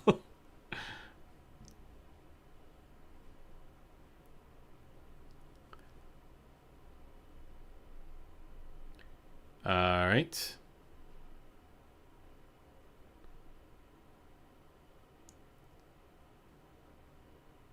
AirPods Pro 2 have already adopted the superior 24 dB tilt target. Really?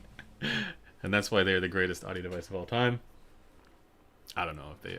No. I should generate the 24 dB tilt target now that Blaine's shown me how to do that.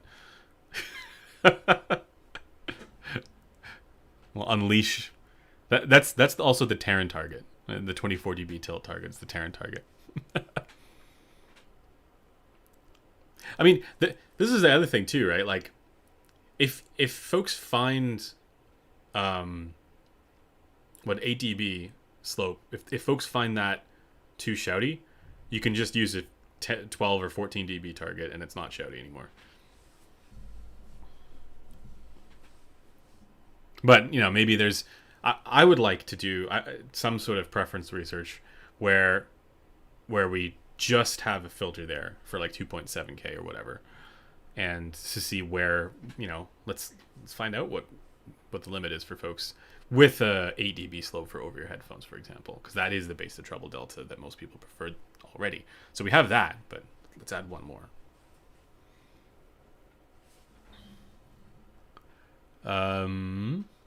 Neither people who look at price tags nor people who look at SynAd first when looking at audio products actually pay that much attention to sound quality. I love that equivocation. I mean, I'll go one further. The same is true for the people who champion target compliance rather than what they actually hear.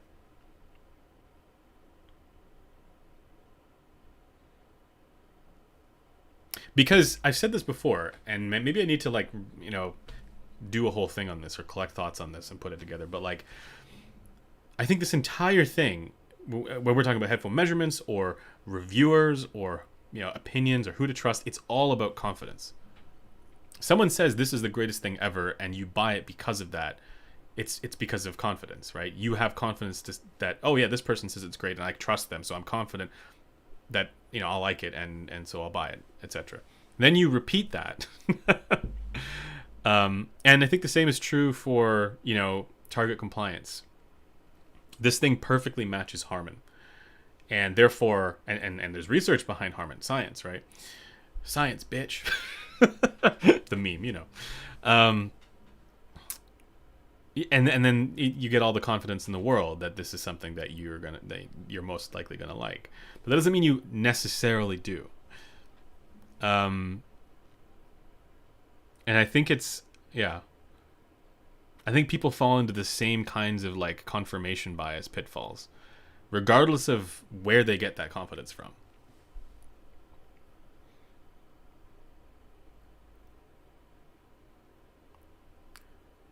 People who get angry about what source equipment other people use and enjoy have no lives. No, but okay, I kind of disagree with that, because say you're running this and you have like an iPhone dongle or something else, an Android dongle. My other example was like, I remember I tried running like an HE500 from like my computer motherboard initially before I had plugged in an amplifier. No, I had a sound card that had an amplifier in it, but I plugged it into the wrong output. I plugged into my motherboard instead, and it literally clipped it. So like I get it. I do get, like, if you're not running them with like HE6s or whatever, right? Or in that case, it was HE500s. Yeah, I do get, like, if you're not running that with enough power or enough, juice, whatever you want to call it. And then you're like, yeah, it sucked. It was all crackly. It's not really a great take. But that's why I think, like, as long as you have something, right, then you're fine.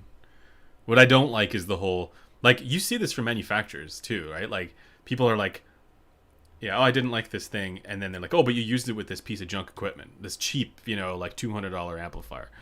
Well, it's like, yeah, but the thing doesn't take much power at all, so why does that matter?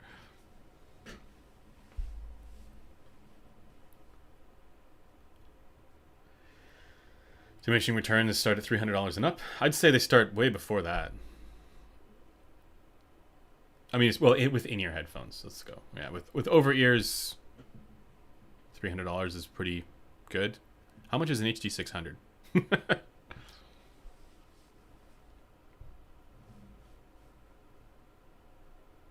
IEMs and on-ear headphones are inherently worse listening experiences because ergonomics will always influence our perception of sound quality. Yeah, that's a spicy take. I think that's true. Well, yeah, on-ears shouldn't exist ever. Like, completely cursed garbage junk tier stuff. On-ears, every on-ear is just no. That's my spicy take. But I think IEMs are. I disagree with that take on IEMs. I wouldn't include IEMs in the category of that same category.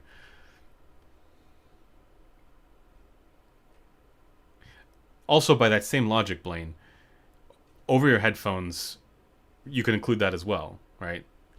I mean, over-ear headphones also have an ergonomic element to that as well. Oftentimes more significant if they're like heavy, for example.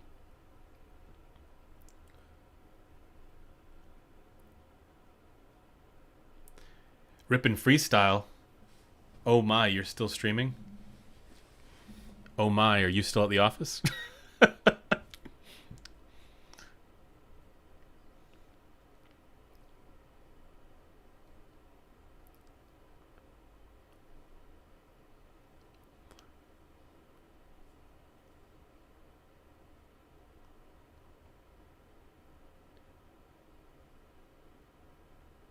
Are you the founder of the Headphone Show? Technically, I was the first to start this channel, yes, but the official founders of this enterprise, it's the Lissamores.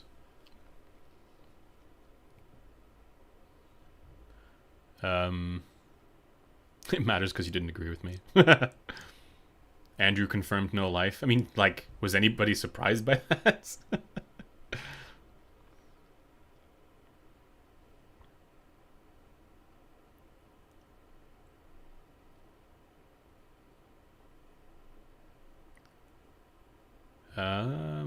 Do you have any hobbies outside of audio?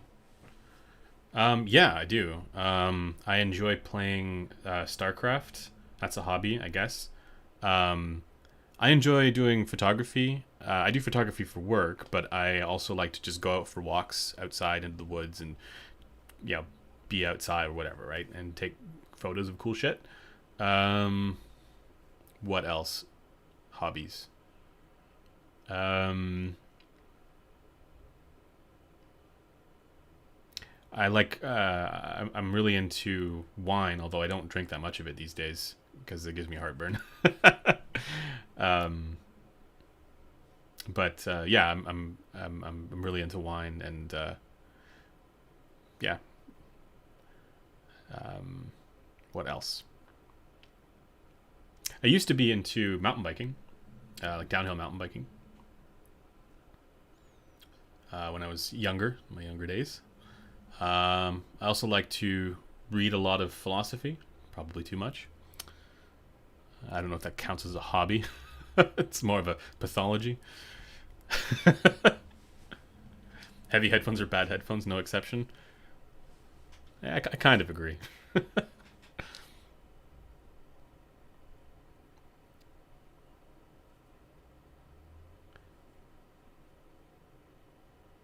Yeah. Uh, Regarding the Phil phone, yeah, I'd love to review it. I've chatted with Phil in the past, and there was a thought to at one point send it over, but we never got around to it. So, yes, I would love to review the Phil phone. I've heard it. I like it's good.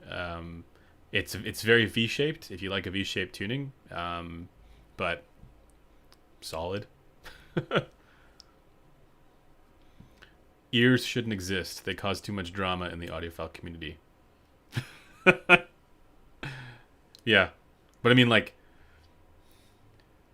there's probably other ways of fixing that than removing ears. Should have like a slow mode for drama in the audio community. Without electricity, we'd all be sunless. Oh, the dream. What is this? What are you asking? Everyone gushes on width, but how's the depth for HD 800? I don't know. I kind of okay, like yeah, spaciousness is a thing. Like the perception of space somehow, you know. If I compare an HD 800S to Expanse, the DCA Expanse, it's like yeah, like there's a very clear difference with the presentation of space there, right? But I don't know how much I care about soundstage as long as it doesn't sound claustrophobic or, you know, closed in somehow. Like it doesn't, as long as it doesn't have that effect where it makes me feel like physically uneasy because the walls are closing in. I don't really think that it matters. Like I think as long as it's a decent, you know, sense of where things are. I care much more about instrument separation and distinctness and like that sort of clarity for the images coming through.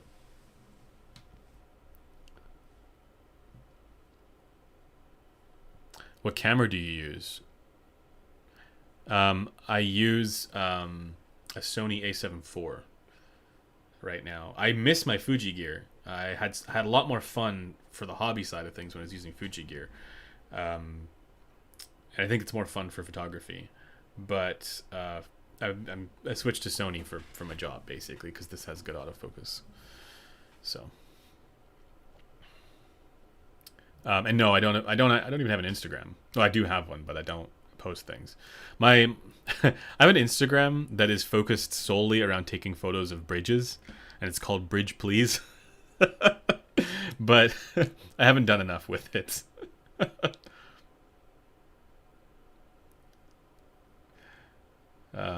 But that's kind of like my hobby is to go to walk around in nature and take photos of bridges, or just not. It doesn't even need to be nature. Just like yeah, it's yeah. You probably won't find it. There's really nothing there, but if I were to actually post stuff, that's where it would be. But no, it's funny. Like when I was traveling like over a year ago, I took a trip to Europe, and I think initially it was for work, but then I spent a couple weeks there on holiday, and I checked into this hotel, and it was like kind of like near the end of my work time there, and they asked me if I was there for work or just on vacation because I had all my camera equipment, and I said, "Oh, I'm technically here for work." Um, and they're like, and it was kind of like a backpackers hotel, and they're like, oh, cool, because they were trying to be like hip and stuff. They're like, oh, cool, you're a photographer. What's your Instagram? I want to check out the stuff that you do. I'm probably assuming that it was like landscape or whatever. And then I felt like embarrassed enough that like I was like, I don't actually have like I'm a photographer, but I don't actually have an Instagram. I think that's super rare. Like nobody who does photography doesn't have an Instagram, because that's like the way that they promote their stuff. But because the way that I do it, and it's for the company that I work for, it's I've never had a need for that. So that's when I decided, okay, I need to have an Instagram, and decided Bridge Please was the best the best option there.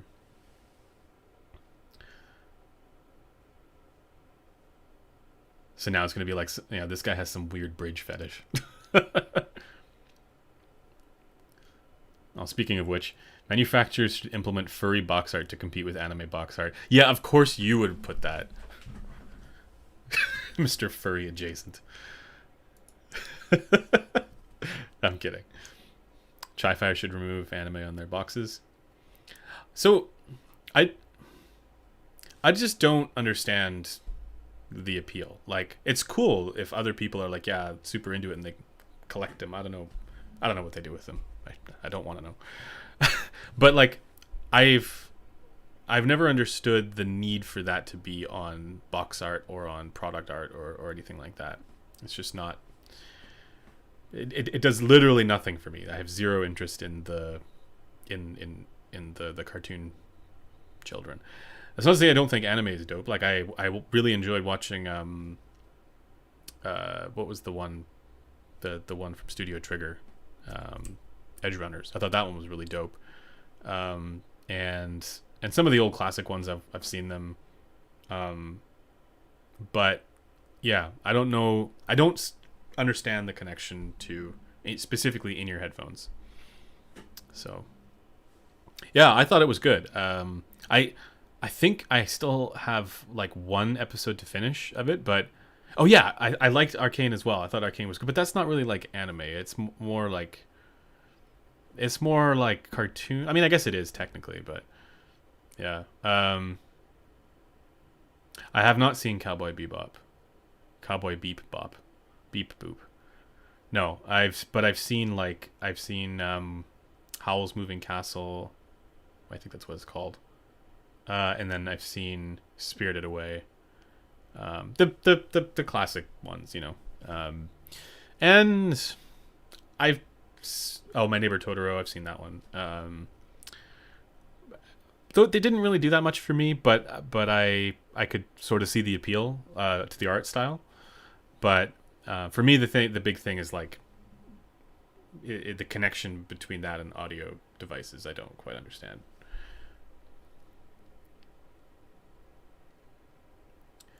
Bokeh is a gimmick.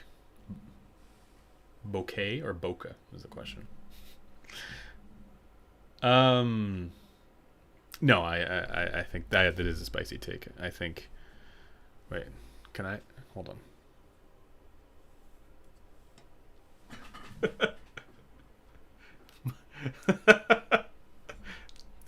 Somewhere is bokeh. There, my hands are bokeh.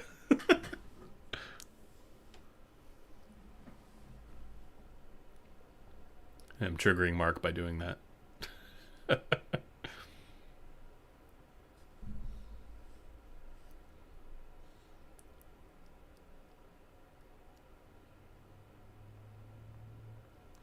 There is no real connection, but I guess IMs sell to weebs when there is a waifu on the box.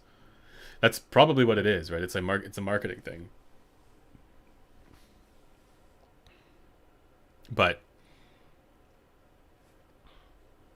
it's not one that has any effect on me. It probably has the opposite effect of me. Like if I have two boxes, one of them has a cartoon child on it, and the other one is just like black.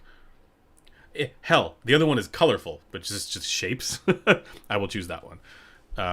If I didn't know anything about the thing, obviously, yeah. If I'm gonna flip it over and see which one has frequency response on the back of the box, but yeah.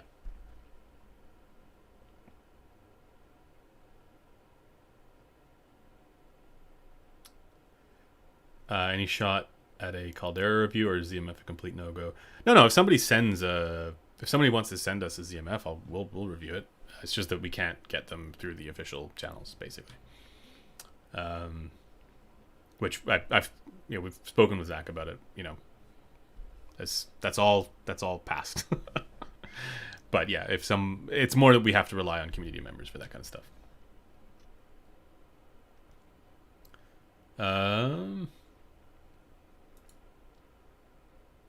Your escape is inevitable. Yeah, I'm curious to try those new Yamahas. I have not heard them. There's a bunch of headphones I want to try. I want to do a review of that Neumann NDH30 because it's apparently got a lot of interest. And then some Denon stuff as well is also on my radar. Obviously, I want to get the Stax L700 in because holy shit, is that ever technically impressive. That is, L700 is still probably the most technically remarkable sounding thing I've ever heard, but it's also got, like, the frequency response is so intense that it's like, I would need to EQ it, definitely. But, yeah, what I heard at that Pacific Audio Fest show with the L700 blew my mind. I was like, holy shit. Like, I don't think it's worth it given how weird the frequency response is. Like, I'd still take a Utopia or Sesvara over that, right? But good lord, is it ever technical.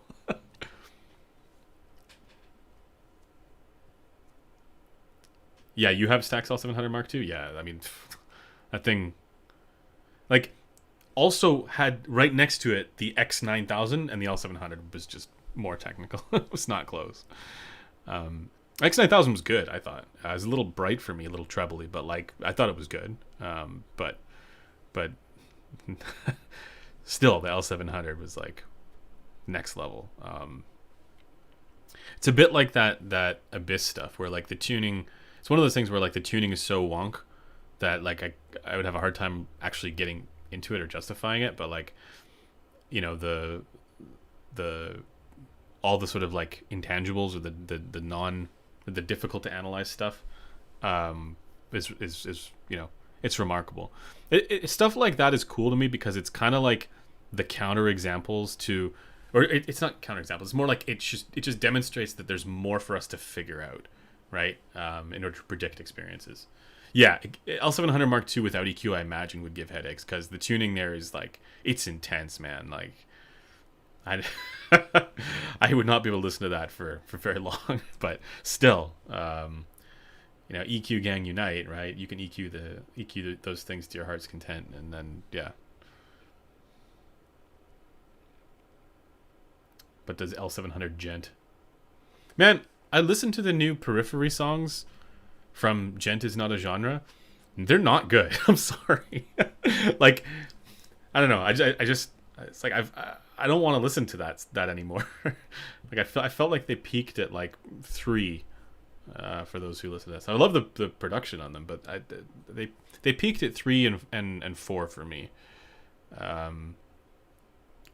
And after that, even 4, like the second half was not great. And the new songs, I don't know. I downloaded them because I was like, oh yeah, I'm hyped because I love that band. Like I love what they did before, and then I downloaded the songs, listened to them on my trip, and like after one, I was like, I don't want to listen to this at all anymore. So I don't know.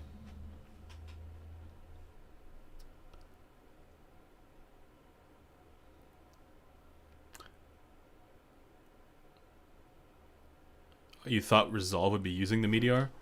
Yeah, but I want to wear meme headphones for streams, so this is the Meteor.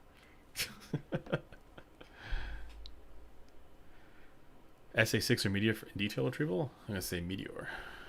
Retrieval. Retrieval.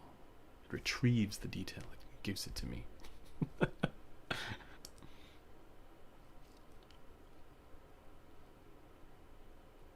Gent sucks.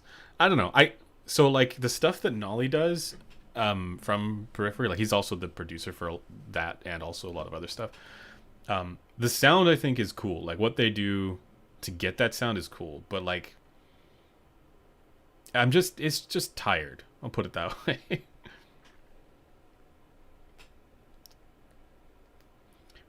What would you rate the new Beyonce record? I've not heard the new Beyonce record. I I could not name a single song by Beyonce. I'm sorry. Not that kind of audiophile. Periphery's first until fourth albums were good. Yeah, I'm kind of inclined to agree. And for me, like the second half of four is where I just sort of stopped. But I was hoping that like the new stuff would be something slightly different or something new, and it's just like it's more of the bad parts of four. I don't know. I mean, it's competent.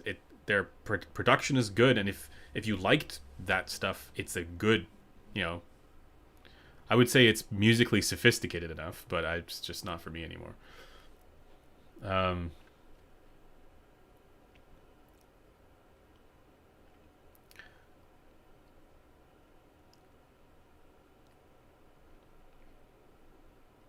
The Last of Us soundtrack. No, I mean I haven't listened to the soundtrack on its own, but I like what I listened to when I watched the show. So there's that. People were super into the third episode, and the third episode, I mean, it was well acted. Nick Offerman did a brilliant job, but it was more just like, okay, this is taking a turn. I guess it's just because it's so different that it got a lot of acclaim. But I thought that the second episode was better, and the first. You're into philosophy, then check out the anime Serial Experiments Lion. It's more phenomenology. The main thing, are we part of the collective consciousness or the collective unconsciousness? So I did analytic philosophy. Which I don't know how that factors in. But, people often hear philosophy and then it's this larger picture that attaches to many things that are kind of outside of the specific stuff that I did. But maybe, I'm not sure.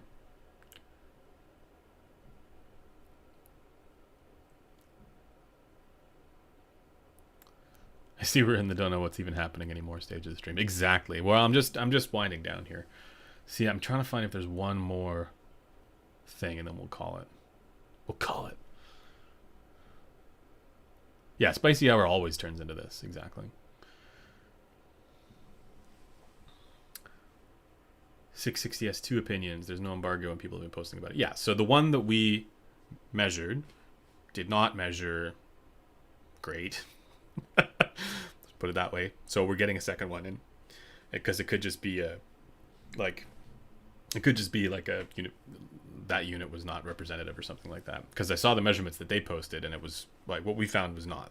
It wasn't that. So I'm waiting to post my official video, because I would, sometimes this happens, right? If it's, you get a unit and it's not representative, it's like you want to make sure, right? There are some people who post right away, but we want to make sure we kind of give the most representative result. I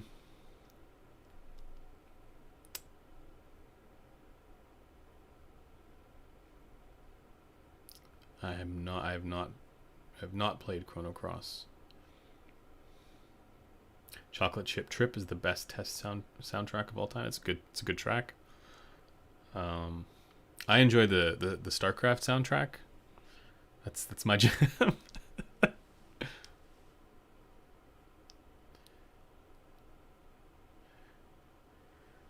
Both were super. Yeah, I it's just one of those things, right? Where like if I have an opportunity to not be wrong with something, I'd rather take that and be patient and careful and make sure that, you know, things are done properly. So, but you know, for all I know, maybe it is representative. So we're just getting another one in to make sure.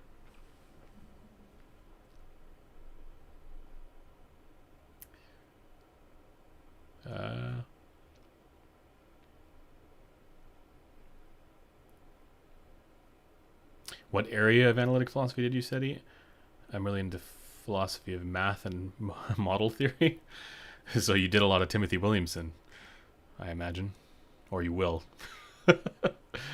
um,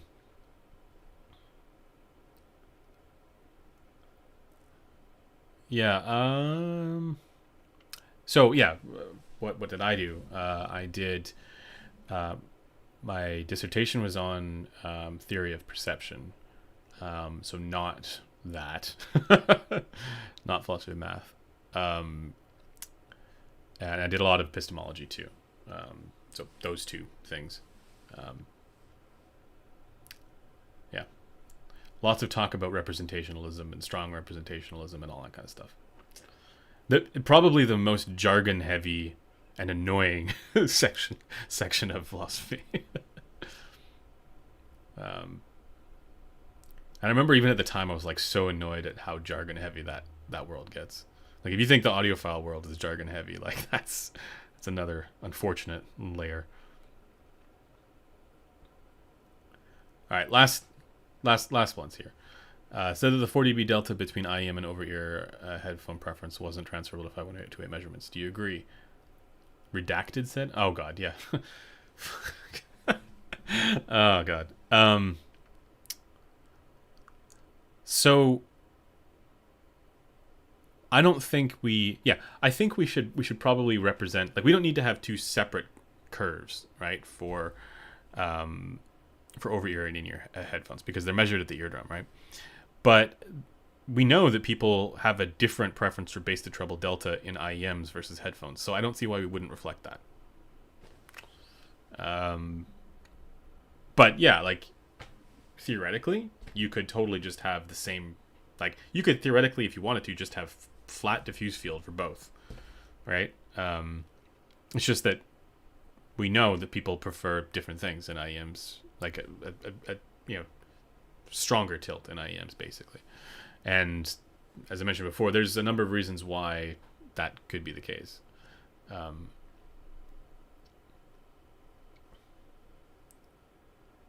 Yeah.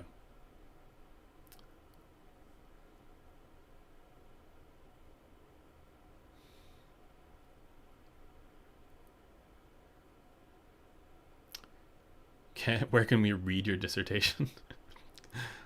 You can't. No, it's published by the University Press, like they always do. I don't know why you would ever want to put yourself through that.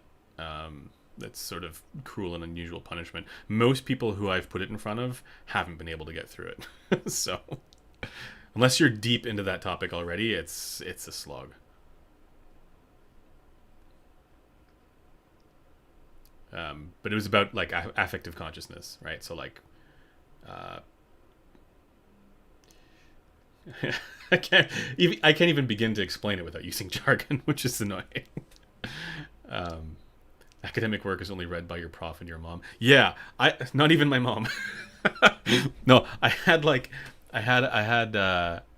remember, because when you defend your thesis, there's like your supervisor, your second reader, and then you have like a committee, right, from a whole bunch of different different but potentially related disciplines. And obviously my supervisor and my second reader, they had read it. Actually, my second reader was like they're both brilliant. The supervisor is really well known, but the guy who was the second reader was extremely helpful, and so he was a wealth of knowledge on that topic. But I realized like really early on in the defense that like the rest of the committee were just so hopelessly lost with the subject matter that they were trying their best, but it wasn't really something that it wasn't really a challenging defense. I'll put it that way. So maybe that's like a good strategy for any grad school folks out there. Like, just pick a topic so dense that nobody wants to read your stuff, and then you'll have an easy time defending it. That's probably bad advice. That wasn't intentional on my part, at least. But like, I remember actually I was even told like there are times when there have been PhD candidates who've stolen master's dissertations from other people and have gotten away with it because nobody else bothered to read them. So you might be able to, they always say like, the master's gives you depth, but the PhD gives you breadth. I think that's true. But there's a real downside to going deep, which is that most people, like, it won't really be read by very many people. But okay, that's going to do it for this live stream. Thanks to everybody for tuning in, and thanks for your questions and spicy takes. Let me know if you guys like this format, if you like having a little bit more structure and sort of segments to these live streams. I know we tend to go off the rails a little bit at the end with Spicy Hour, but that's always where the fun part comes in. Anyways, but yeah, I want to kind of structure this stuff a little bit better, put a little bit more, boundaries around different topics and create expectations for everybody so we know what we're talking about. But that does it. And if you guys want any additional information on all the things, as usual, check out the audio files up on headphones.com. That's where we do all the written content and reviews. Check out the community forum and the Discord, which is also linked below. But until the next one, we should have another video for you guys tomorrow, if not, well, probably tomorrow. Depends on if Blaine gets me those assets. God damn it. We'll have a video tomorrow, most likely, and then also probably on Sunday as well. So I'll see you guys in the next one. Oh, you did? Okay, great. Thank you.